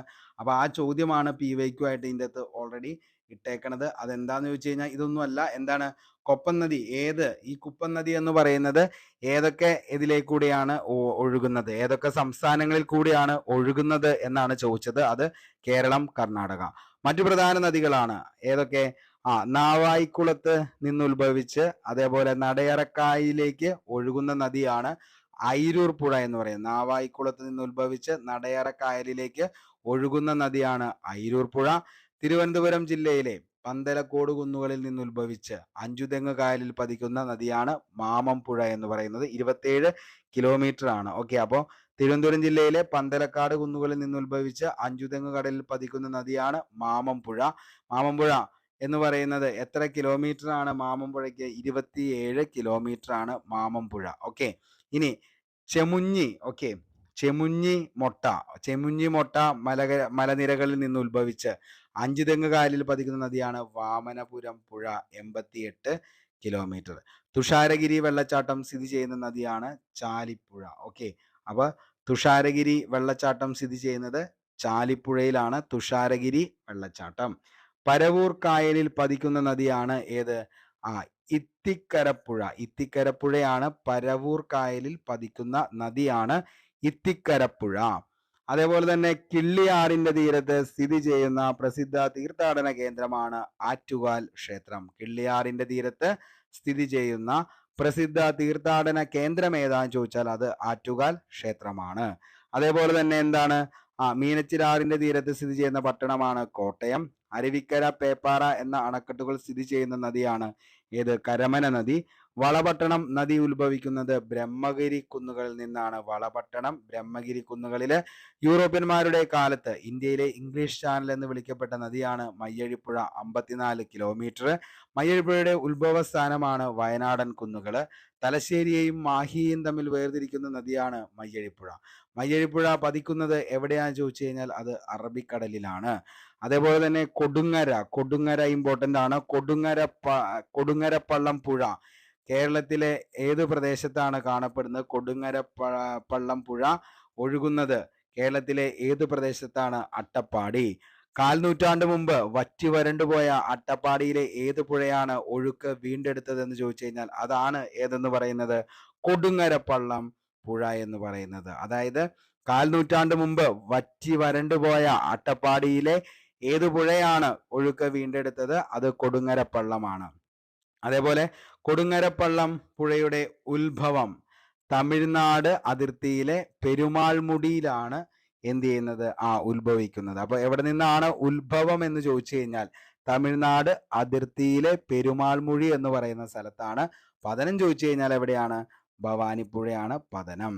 കടലുണ്ടിപ്പുഴയുടെ പ്രധാന പോഷക നദികളാണ് ഏതെന്ന് പറയുന്നത്? ഒലിപ്പുഴ, അതേപോലെ തന്നെ വേളിയാറ്. ഒളിപ്പുഴ, വേളിയാറ്. അതേപോലെ മുക്കം പട്ടണത്തിലൂടെ ഒഴുകുന്ന പുഴയാണ് ഇരുവഴിഞ്ഞിപ്പുഴ. തേജസ്വിനി പുഴ എന്നറിയപ്പെടുന്നത് കാര്യംകോട് പുഴയാണ് തേജസ്വിനി പുഴ. കടലിനോട് ചേർന്ന് കാണുന്ന വലിയ ജലാശയങ്ങളാണ് കായലുകൾ. കരയാൽ ചുറ്റപ്പെട്ട വലിയ ജലാശയങ്ങളെയാണ് തടാകങ്ങൾ എന്ന് വിളിക്കുന്നത്. ഓക്കെ. വറ്റിവരണ്ടുപോയ ഏതു പുഴയുടെ നീരൊഴുക്കാണ് അട്ടപ്പാടിയിൽ വീണ്ടെടുത്തുകൊണ്ടിരിക്കുന്നത് എന്ന് ചോദിച്ചാൽ കൊടുങ്ങരപ്പള്ളം പുഴയാണ്. യൂണിവേഴ്സിറ്റി LGS സ്റ്റേജ് 3 ചോദിച്ചതാണ്. പ്രീവിയസ് ഇയർ ക്വസ്റ്റ്യൻ പേപ്പർ ആണ് ഇതെന്ന് പറയുന്നത്. ഇമ്പോർട്ടൻ്റ് ആണ്. അതായത് വറ്റി വരണ്ടുപോയ ഏതു പുഴയുടെ നീരൊഴുക്കാണ് അട്ടപ്പാടിയിൽ വീണ്ടെടുത്തുകൊണ്ടിരിക്കുന്നത് എന്ന് ചോദിച്ചാൽ കൊടുങ്ങരപ്പള്ളം പുഴ. യൂണിവേഴ്സിറ്റി LGSന് ചോദിച്ച ചോദ്യമാണ് ഈ പറയുന്നത്. അപ്പോൾ ഓർത്തു വെച്ചോ, 1 മാർക്കാണ്. ഓക്കെ. ഇനി കൊടുങ്ങരപ്പള്ളം പുഴ ഏത് പ്രദേശവുമായി ബന്ധപ്പെട്ടിരിക്കുന്നു എന്ന് ചോദിച്ചേണ്ട. അത് പ്രാഥമിക പരീക്ഷ സ്റ്റേജ് 5 ആണ്. 10ാം തല പ്രാഥമിക പരീക്ഷ. അത് 2022 ചോദിച്ച ചോദ്യമാണ്. കൊടുങ്ങരപ്പള്ളം പുഴ ഏത് പ്രദേശവുമായി ബന്ധപ്പെട്ടിരിക്കുന്നു? അട്ടപ്പാടി. ഓക്കെ. ഇനി നമുക്ക് കിഴക്കോട്ട് ഒഴുകുന്ന നദികളെ കുറിച്ചാണ് പഠിക്കാനുള്ളത്. കിഴക്കോട്ട് ഒഴുകുന്ന ആകെ എത്ര നദികളാണെന്ന് ചോദിച്ചു കഴിഞ്ഞാൽ 3 നദികളാണ്. ഏതൊക്കെയാണ് അത് എന്ന് ചോദിച്ചു കഴിഞ്ഞാൽ നമുക്കറിയാം. ഏതൊക്കെയാണ് ഏറ്റവും 3 നദികൾ എന്ന് പറയുന്നത് കിഴക്കോട്ട് ഒഴുകുന്ന? അതാണ് കബനി, പാമ്പാർ, ഭവാനി എന്ന് പറയുന്നത്. കേരളത്തിൽ കിഴക്കോട്ട് ഒഴുകുന്ന നദികളാണ് കബനി, അതേപോലെ തന്നെ പാമ്പാർ, ഭവാനി. തമിഴ്നാട്ടിലേക്ക് ഒഴുകുന്ന കേരളത്തിലെ നദികളാണ് ഏതെന്ന് പറയുന്നത്? ഈ പറയുന്ന പാമ്പാറും അതേപോലെ തന്നെ ഭവാനിയും. കബനി, പാമ്പാർ, ഭവാനി എന്നിവ ഏത് നദിയുടെ പോഷക നദികളാണെന്ന് ചോദിച്ചു കഴിഞ്ഞാൽ കാവേരിയുടെ പോഷക നദികളാണ് ഏതെന്ന് പറയുന്നത്? കബനി, ഭവാനി, അതേപോലെ തന്നെ പാമ്പാർ എന്ന് പറയുന്നത്. കബനി, പാമ്പാർ, ഭവാനി എന്നിത് ഏത് നദിയുടെ പോഷക നദികളാണെന്ന് ചോദിച്ചു കഴിഞ്ഞാൽ കാവേരിയുടെയാണ്. ഓക്കെ. ഇനി നമുക്ക് നേരെ കബനിയിലേക്ക് പോകാം. ഓക്കെ. കേരളത്തിൽ നിന്ന് കിഴക്കോട്ട് ഒഴുകുന്ന ഏറ്റവും വലിയ നദിയാണ് ഏതെന്ന് പറയുന്നത്? കബനി നദി എന്ന് പറയുന്നത്. ഓക്കെ. അപ്പോൾ കേരളത്തിൽ നിന്ന് കിഴക്കോട്ടേക്ക് ഒഴുകുന്ന ഏറ്റവും വലിയ നദിയാണ് ഏത്? കബനി നദി. കബനി നദിയുടെ ആകെ നീളം എത്രയാണെന്ന് ചോദിച്ചാൽ മക്കളെ 240 കിലോമീറ്റർ ആണ്. കേരളത്തിൽ കബനി നദിയുടെ നീളം എത്രയാണെന്ന് ചോദിച്ചു കഴിഞ്ഞാൽ 56.5 കിലോമീറ്റർ ആണ്. കേരളത്തിൽ കബനി നദിയുടെ നീളം ചോദിച്ചു കഴിഞ്ഞാൽ 56. എത്രയാണ്? 6 കിലോമീറ്റർ. സോറി, 56.6 കിലോമീറ്റർ ആണ് കേരളത്തിൽ കബനി നദിയുടെ നീളം എന്ന് പറയുന്നത്. കേരളത്തിൽ നിന്നുത്ഭവിച്ച് കർണാടകത്തിലേക്ക് ഒഴുകുന്ന നദിയാണ്. അതേപോലെ തന്നെ എന്താണ്? കേരളത്തിൽ നിന്നും ഉത്ഭവിച്ച് കർണാടകത്തിലേക്ക് ഒഴുകുന്ന നദിയാണ് കബനി എന്ന് പറയുന്നത്. അതേപോലെ തന്നെ എന്താണ്? കർണാടകയിൽ നിന്ന് ഉത്ഭവിച്ച് കേരളത്തിലേക്ക് ഒഴുകുന്ന നദി ഏതാന്ന് ചോദിച്ചാൽ അത് വളപട്ടണം നദിയാണ്. ഓക്കെ. അപ്പോൾ കേരളത്തിൽ നിന്ന് ഉത്ഭവിച്ച് കർണാടകത്തിലേക്ക് ഒഴുകുന്ന നദി ഏതാന്ന് ചോദിച്ചാൽ അത് കബനിയാണ്. അതേപോലെ തന്നെ കർണാടകയിൽ നിന്നും ഉത്ഭവിച്ച് എങ്ങോട്ടേക്ക്? കേരളത്തിലേക്ക് ഒഴുകുന്നത് ഏതാന്ന് ചോദിച്ചു കഴിഞ്ഞാൽ അതാണ് ഏതെന്ന് പറയുന്നത്? വളപട്ടണം പുഴ എന്ന് പറയുന്നത്. കബനി നദി ഒഴുകുന്ന കേരളത്തിലെ ജില്ല ഏതാന്ന് ചോദിച്ചു കഴിഞ്ഞാൽ അത് വയനാടാണ്. അപ്പോൾ കബനി നദി ഒഴുകുന്ന കേരളത്തിലെ ജില്ലയാണ് ഏത്? വയനാട്. ബന്ദിപ്പൂർ ദേശീയോദ്യാനത്തിനും രാജീവ് ഗാന്ധി ദേശീയോദ്യാനത്തിനും നാഗർഹോളെ എന്നിവയുടെ ഇടയിലൂടെ ഒഴുകുന്ന നദിയാണ് ഏത്? കബനി എന്ന് പറയുന്നത്. കബനി നദിയുടെ ഉത്ഭവമാണ് തൊണ്ടാർമുടി, വയനാട് എന്ന് പറയുന്നത്. അപ്പോൾ കബനി നദിയുടെ ഉത്ഭവം തൊണ്ടാർമുടി, വയനാട്. പനമരം, മാനന്തവാടി നദികളെല്ലാം ഉൾപ്പെട്ടതാണ് കബനി നദി എന്ന് പറയുന്നത്. കബനി നദിയുടെ തീരത്ത് സ്ഥിതി ചെയ്യുന്ന ദേശീയ ഉദ്യാനമാണ് നാഗർഹോളെ ദേശീയ ഉദ്യാനം. കബനി അറിയപ്പെടുന്ന മറ്റൊരു പേരാണ് കപില എന്ന പേരിൽ അറിയപ്പെട്ടു. കബനി നദി പതിക്കുന്നത് കാവേരി നദിയിലാണ് പതിക്കുന്നത്. കബനി നദി കാവേരിയുമായി ചേരുന്ന സ്ഥലമാണ് ഏത്? തിരുമക്കുടലു നരസീപുര. ഓക്കെ. തിരുമക്കുടലു നരസീപുര എന്ന് പറയുന്ന സ്ഥലമാണ്. ഓർത്തു വച്ചോ, 1 മാർക്ക് നമുക്ക് അതിൻ്റെ അകത്ത് കിട്ടുന്നതായിരിക്കും. ഓക്കെ. അപ്പോൾ എന്താണ്? തിരുമക്കുടലു നരസീപുര എന്ന് പറയുന്ന സ്ഥലം കർണാടകയിലുള്ള കബനി നദി കാവേരിയുമായി ചേരുന്ന സ്ഥലമാണ് തിരുമക്കുടലു നരസീപുര. ഓക്കെ. ഓർത്തു വെച്ചോട്ടോ, കാരണം ഇമ്പോർട്ടൻ്റ് ആണ്. ഇനി ഇങ്ങനെയുള്ള ചോദ്യങ്ങളൊക്കെ നമുക്ക് എന്ത് ചെയ്യാം? വരുന്ന എക്സാമുകളിലൊക്കെ പ്രതീക്ഷിക്കാം. കേരളത്തിലെ ഏറ്റവും വലിയ എർത്ത് ഡാമാണ് ബാണാസുരസാഗർ ഡാം, വയനാട്. അതേപോലെ ഏഷ്യയിലെ 2ാമത്തെ വലിയ എർത്ത് ഡാം ഏതാന്ന് ചോദിച്ചാൽ അതും ഏത് തന്നെയാ? ബാണാസുരസാഗർ ഡാം. ബാണാസുരസാഗർ ഡാം സ്ഥിതി ചെയ്യുന്ന നദിയാണ് ഏത്? കരമനത്തോട്. കബനി നദിയുടെ പോഷക നദിയാണ്. കേരളത്തിലെ ആദ്യത്തെ ഒഴുകുന്ന സൗരോർജ്ജ നിലയം സ്ഥാപിച്ചിരിക്കുന്നത് ബാണാസുര സാഗറിലാണ്. ഇത് നേരത്തെ ചോദിച്ചേക്കണ ചോദ്യമാണ്. എന്ത്? കേരളത്തിലെ ആദ്യത്തെ ഒഴുകുന്ന സൗരോർജ്ജ നിലയം സ്ഥാപിച്ചിരിക്കുന്നത് ബാണാസുര സാഗർ ഡാം. ഏത് നദിയിലെ കുറുകെയാണ് കബനി നദി, കുറുവ നദി സ്ഥിതി ചെയ്യുന്നത്? കബനി നദിയുടെ നദിയിലെ കുറുകെയാണ് എന്ത്? ഈ പറയുന്ന കബനി. ഓക്കെ, അപ്പൊ ഏത് നദിയിലാണ് കുറുവ ദ്വീപ് സ്ഥിതി ചെയ്യുന്നത്? ഓക്കെ, സോറി, അതാണ് ഏത് നദിയിലാണ് കുറുവ ദ്വീപ്. ഓക്കെ, ഏത് നദിയിലാണ് കുറുവ ദ്വീപ് സ്ഥിതി ചെയ്യുന്നതെന്ന് ചോദിച്ചാൽ അത് കബനി നദിയിലാണ് കുറുവ ദ്വീപ് സ്ഥിതി ചെയ്യുന്നത്.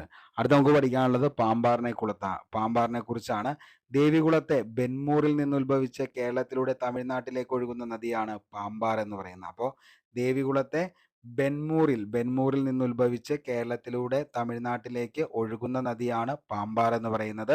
പാമ്പാറിന്റെ ആകെ നീളമാണ് 31 കിലോമീറ്റർ ആണ്. പാമ്പാറിന്റെ ആകെ നീളം 31 കിലോമീറ്റർ.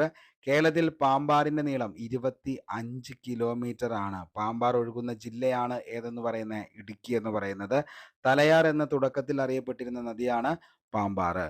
പാമ്പാറും തേനാറും തമിഴ്നാട്ടിൽ വച്ച് സംഗമിച്ചുണ്ടാകുന്ന കാവേരിയുടെ പ്രധാന പോഷക നദിയാണ് ഏതെന്ന് പറയുന്നത്?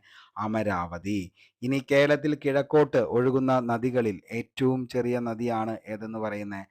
പാമ്പാർ എന്ന് പറയുന്നത്. ഓക്കെ, അപ്പോൾ കേരളത്തിൽ കിഴക്കോട്ട് ഒഴുകുന്ന നദികളിൽ ഏറ്റവും ചെറിയ നദി ഏതാന്ന് ചോദിച്ചാൽ അത് പാമ്പാറാണ്. ഓക്കെ, ഇനി തൂവാനം വെള്ളച്ചാട്ടം, അതേപോലെ തന്നെ കുംഭകാരി വെള്ളച്ചാട്ടം എന്നിവ സ്ഥിതി ചെയ്യുന്നത് എവിടെയാന്ന് ചോദിച്ചാൽ അതും എവിടെ തന്നെയാണ്?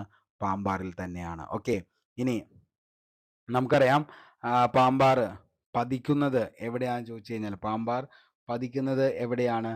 കാവേരി നദിയിലാണ്. ഓക്കെ, അപ്പോൾ പാമ്പാർ പതിക്കുന്നത് എവിടെയാണെന്ന് ചോദിച്ചു കഴിഞ്ഞാൽ കാവേരി നദിയിലാണ്. അതേപോലെ തന്നെ എന്താണ്? പാമ്പാറിലെ മറ്റു പ്രധാന പോഷക നദികളാണ് ഇരവികുളം, അതേപോലെ തന്നെ എന്താണ്?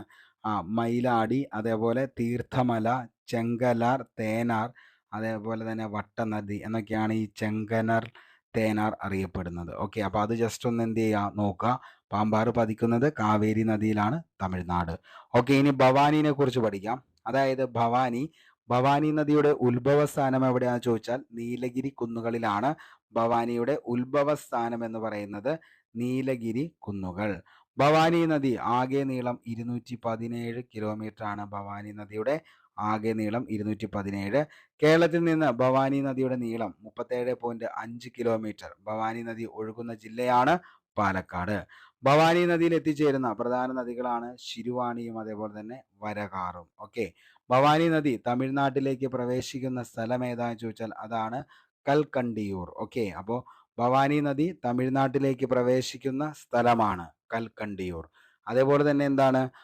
മുക്കാലി. ഓക്കെ, മുക്കാലി തടയണ സ്ഥിതി ചെയ്യുന്ന നദി ഏതാണെന്ന് ചോദിച്ചാൽ മുക്കാലി തടയണ സ്ഥിതി ചെയ്യുന്ന നദി ഭവാനി. ഭവാനി പതിക്കുന്നത് കാവേരി നദിയിലാണ്. കോയമ്പത്തൂർ പട്ടണത്തിലേക്ക് ജലവിതരണം നടത്തുന്നതിനായി അണക്കെട്ട് നിർമ്മിച്ചിരിക്കുന്ന നദിയാണ് ശിരുവാണി. കേരളത്തിലെ കിഴക്കോട്ട് ഒഴുകുന്ന നദിയായ ഭവാനി ഏത് നദിയുടെ പോഷക നദിയാണ് അറിയപ്പെടുന്നത്? അത് ഏതാണ്? അത് യൂണിവേഴ്സിറ്റി LGSന് ചോദിച്ച ചോദ്യമായിരുന്നു. അതേപോലെ തന്നെ കേരളത്തിലെ നദികളിൽ കിഴക്കോട്ട് ഒഴുകുന്ന നദി ഏതാണ് എന്നുള്ളത് നമ്മുടെ ഏതാണ്? പ്രാഥമിക പരീക്ഷ സ്റ്റേജ് 1 2022 ചോദിച്ചു. താഴെ കൊടുത്തിരിക്കുന്നവയിൽ നിന്നും കിഴക്കോട്ട് ഒഴുകുന്ന കേരളത്തിലെ നദി ഏതെന്ന് കണ്ടെത്തുക. കല്ലടയാർ, പാമ്പാർ, കരമനയാർ, മണിമലയാർ. അതേപോലെ അടുത്തൊരു ചോദ്യമാണ് കേരളത്തിലെ കിഴക്കോട്ട് ഒഴുകുന്ന നദികളുടെ ശരിയായ ജോഡി താഴെ പറയുന്ന പ്രസ്താവനയിൽ നിന്നും കണ്ടെത്തുക. അപ്പോൾ അതും എന്താണ്? ഈ പറയുന്ന കഴിഞ്ഞ എക്സാമുകളിൽ ചോദിച്ച പ്രീവിയസ് ഇയർ ക്വസ്റ്റ്യൻ പേപ്പറാണ്. അപ്പം നദികളുമായി ബന്ധപ്പെട്ട് നമുക്ക് ആകെ ചോദിച്ചേക്കുന്നത് 6 ചോദ്യമാണ്. ആ 6 ചോദ്യം ഏതാണെന്നുള്ളതും നമ്മൾ എന്ത് ചെയ്തിട്ടുണ്ട്? ഇതിൻ്റെ അകത്ത് ഉൾപ്പെടുത്തിയിട്ടുണ്ട്. അടുത്ത നമുക്ക് പഠിക്കാൻ പോകേണ്ടത് ഏതാണ്? Protection of children from sexual offence. അതായത് എന്തിനെക്കുറിച്ചാണ്? പോക്സോ നിയമത്തെക്കുറിച്ചാണ്. പോക്സോ നിയമം എന്താണെന്നുള്ളതും അതിൻ്റെ സെഷൻസ് ഏതൊക്കെയാണെന്നുള്ളതിനെ കുറിച്ചുമാണ് ഇനി നമ്മൾ പഠിക്കാൻ പോകുന്നത്. Okay, protection of children from sexual offence, POCSO act 2012. ഉറപ്പായിട്ടും സുപ്രധാന നിയമങ്ങൾ എന്ന് പറയുന്ന ആ ഒരു ചാപ്റ്ററിൻ്റെ അകത്ത് നമുക്ക് ഉറപ്പായിട്ടും പഠിക്കാനുള്ളതാണ്. അപ്പോൾ മൊത്തമായിട്ട് ഇത് പഠിക്കാനായിട്ട് ശ്രമിക്കുക. അപ്പോൾ നമുക്ക് ഇതിൻ്റെ അകത്ത് കിട്ടും. അപ്പോൾ നമുക്ക് നേരെ എന്ത് ചെയ്യാം? ടോപ്പിക്കിലേക്ക് പോവാം. ലൈംഗിക ചൂഷണത്തിന് ഇരയാകുന്ന കുട്ടികൾക്ക് നിയമസംരക്ഷണവും നീതിയും ഉറപ്പാക്കുന്നതിനായി ഇന്ത്യൻ പാർലമെന്റ് 2012 പോക്സോ നിയമം പാസാക്കി. അപ്പോൾ എന്നാണ് പോക്സോ നിയമം പാസാക്കിയത് എന്ന് ചോദിച്ചു കഴിഞ്ഞാൽ ഇമ്പോർട്ടൻ്റ് ആണ്. 2012 എന്ത് ഈ പറയുന്ന പോക്സോ നിയമം പാസാക്കിയത്. നിയമത്തിന് പ്രസിഡന്റിന്റെ അംഗീകാരം ലഭിച്ചത് എന്നാന്ന് ചോദിച്ചാൽ 2012 ജൂൺ 19. പോക്സോ നിയമം പ്രാബല്യത്തിൽ വന്നത് 2012 നവംബർ 14.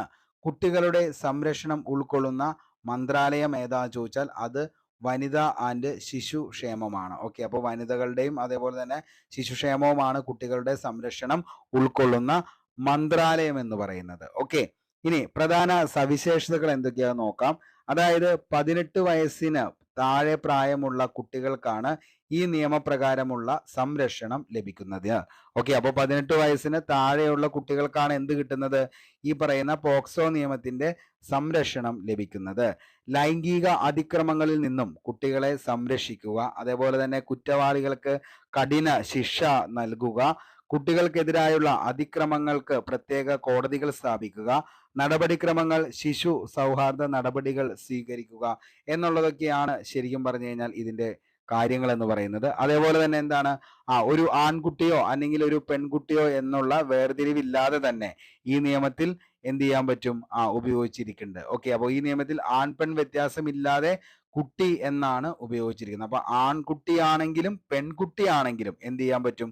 ഈ നിയമം വഴി അവർക്ക് നീതി ലഭിക്കുന്നതായിരിക്കും. ഓക്കെ, ഇനി ഒരു പോക്സോ കേസ് റിപ്പോർട്ട് ചെയ്യാൻ കഴിയുന്നത് ആർക്കൊക്കെയാണെന്ന് ചോദിച്ചു കഴിഞ്ഞാൽ, ഒരു പോക്സോ കേസ് റിപ്പോർട്ട് ചെയ്യാൻ കഴിയുന്നത് ആർക്കാണെന്ന് ചോദിച്ചു കഴിഞ്ഞാൽ, ഒന്ന് മാതാപിതാക്കൾക്ക് റിപ്പോർട്ട് ചെയ്യാം, രണ്ടാമത് അധ്യാപകർക്ക് റിപ്പോർട്ട് ചെയ്യാം, മൂന്നാമത് പൊതുപ്രവർത്തകർക്ക് എന്ത് ചെയ്യാം? ഇത് റിപ്പോർട്ട് ചെയ്യാം. അതേപോലെ തന്നെ സർക്കാർ ഉദ്യോഗസ്ഥർക്ക് റിപ്പോർട്ട് ചെയ്യാം, ചൈൽഡ് ലൈനിൽ വിളിച്ച് നമുക്ക് റിപ്പോർട്ട് ചെയ്യാം, സ്കൂൾ അതോറിറ്റിക്ക് റിപ്പോർട്ട് ചെയ്യാം. അതേപോലെ തന്നെ കൂടാതെ കുട്ടിക്ക്, ഏതൊരു കുട്ടിക്കും പൊതുജനത്തിനും എന്ത് ചെയ്യാം? ഈ പറയുന്ന പോക്സോ കേസ് നമുക്ക് റിപ്പോർട്ട് ചെയ്യാവുന്നതാണ്. ഓക്കെ, ഇനി പോക്സോ കേസുമായി ബന്ധപ്പെട്ട പരാതി നൽകേണ്ടത് ആർക്കാന്ന് ചോദിച്ചു കഴിഞ്ഞാൽ ലോക്കൽ പോലീസിന് നമുക്ക് പരാതി കൊടുക്കാം. അതേപോലെ തന്നെ സ്പെഷ്യൽ ജുവനൈൽ പോലീസ് യൂണിറ്റിന്, child line, child welfare committee, അതേപോലെ തന്നെ സംസ്ഥാന ബാലാവകാശ കമ്മീഷൻ, ദേശീയ ബാല അവകാശ കമ്മീഷൻ, പോക്സോ നിയമത്തിലെ പ്രധാന വകുപ്പുകൾ ഇനി നമുക്ക് പഠിക്കാം. അപ്പോൾ ഇത്രയും ആളുകൾക്ക് നമുക്ക് എന്ത് ചെയ്യാൻ പറ്റും?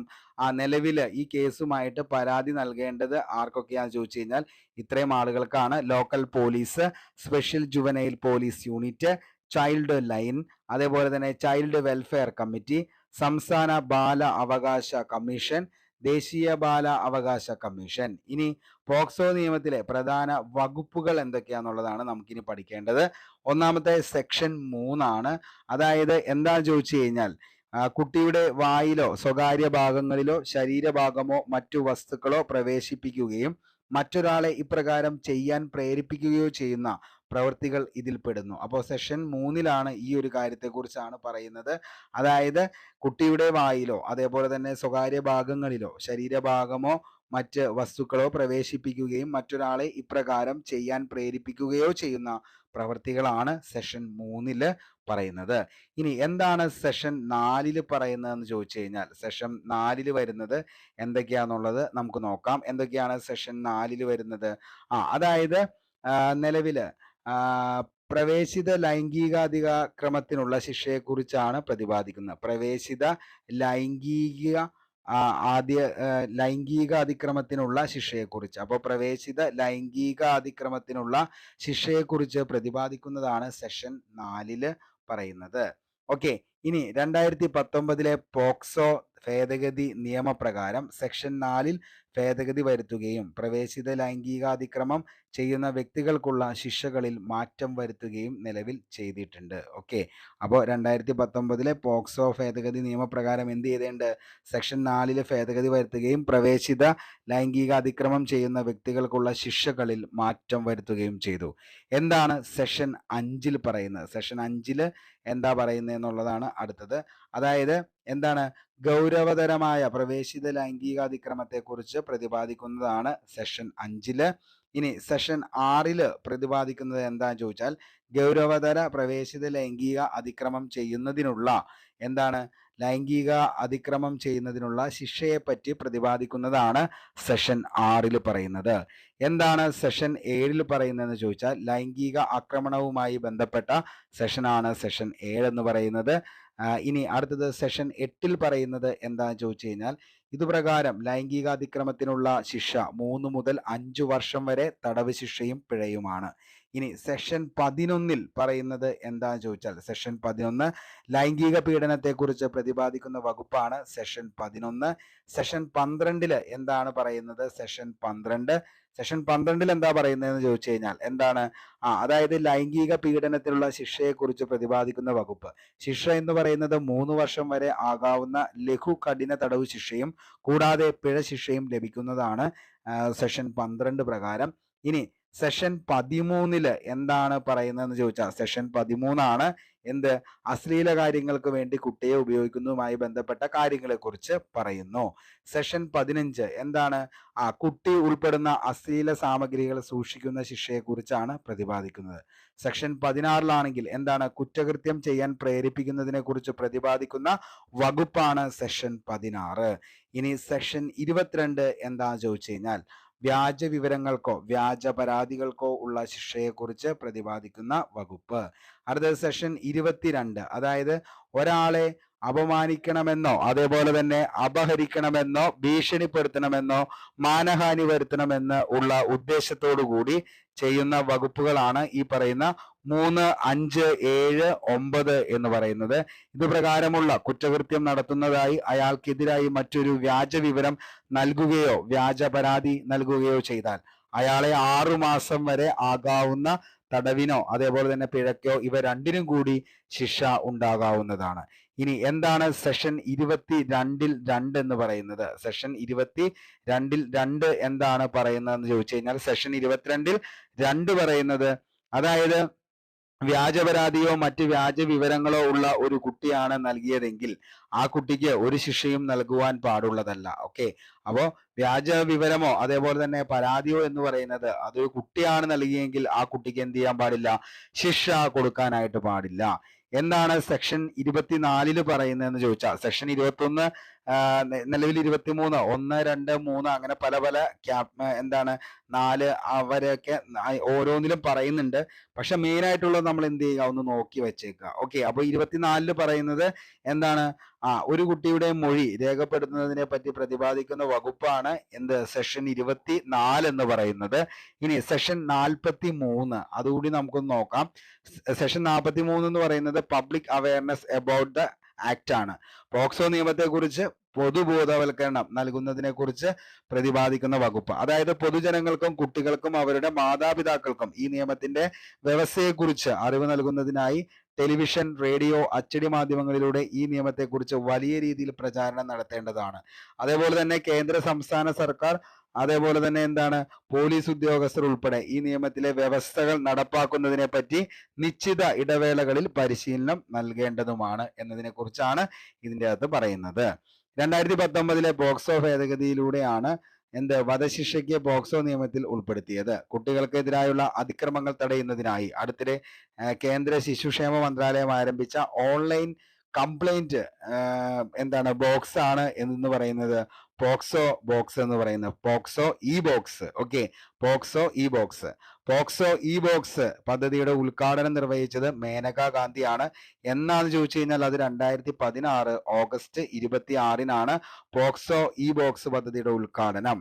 അതേപോലെ തന്നെ 2012 പോക്സോ എന്ന വാക്കിന്റെ ഈ പോക്സോ എന്ന് പറയുന്ന പദ്ധതി ആക്ടിന്റെ ഭാഗമായാണ് ഈ പദ്ധതി വന്നത്. അപ്പോ 2012 പോക്സോ നിയമത്തിന്റെ പോക്സോ ആക്ടിന്റെ ഭാഗമായാണ് ഈ ഒരു പദ്ധതി വന്നത്. ഓക്കെ, അപ്പോ 2012 പോക്സോ ആക്ടിന്റെ ഭാഗമായാണ് ഈ പറയുന്ന ഒരു പദ്ധതി നിലവിൽ വന്നത്. എന്താണ് പദ്ധതി എന്ന് വെച്ച് കഴിഞ്ഞാൽ പോക്സോ ഇ ബോക്സ് കുട്ടികൾക്കെതിരായുള്ള അതിക്രമങ്ങൾ തടയുന്നതിനായി അടുത്തിടെ കേന്ദ്ര ശിശുക്ഷേമ മന്ത്രാലയം ആരംഭിച്ച ഓൺലൈൻ കംപ്ലൈന്റ് മാനേജ്മെന്റ് സിസ്റ്റമാണ് POCSO E box. POCSO E box പദ്ധതിയുടെ ഉദ്ഘാടനം നിർവഹിച്ചത് മേനകാ ഗാന്ധി. എന്നാന്ന് ചോദിച്ചു കഴിഞ്ഞാൽ 2016 ഓഗസ്റ്റ് 26 ഈ പദ്ധതി NCPCRന്റെ സംരംഭമാണ്.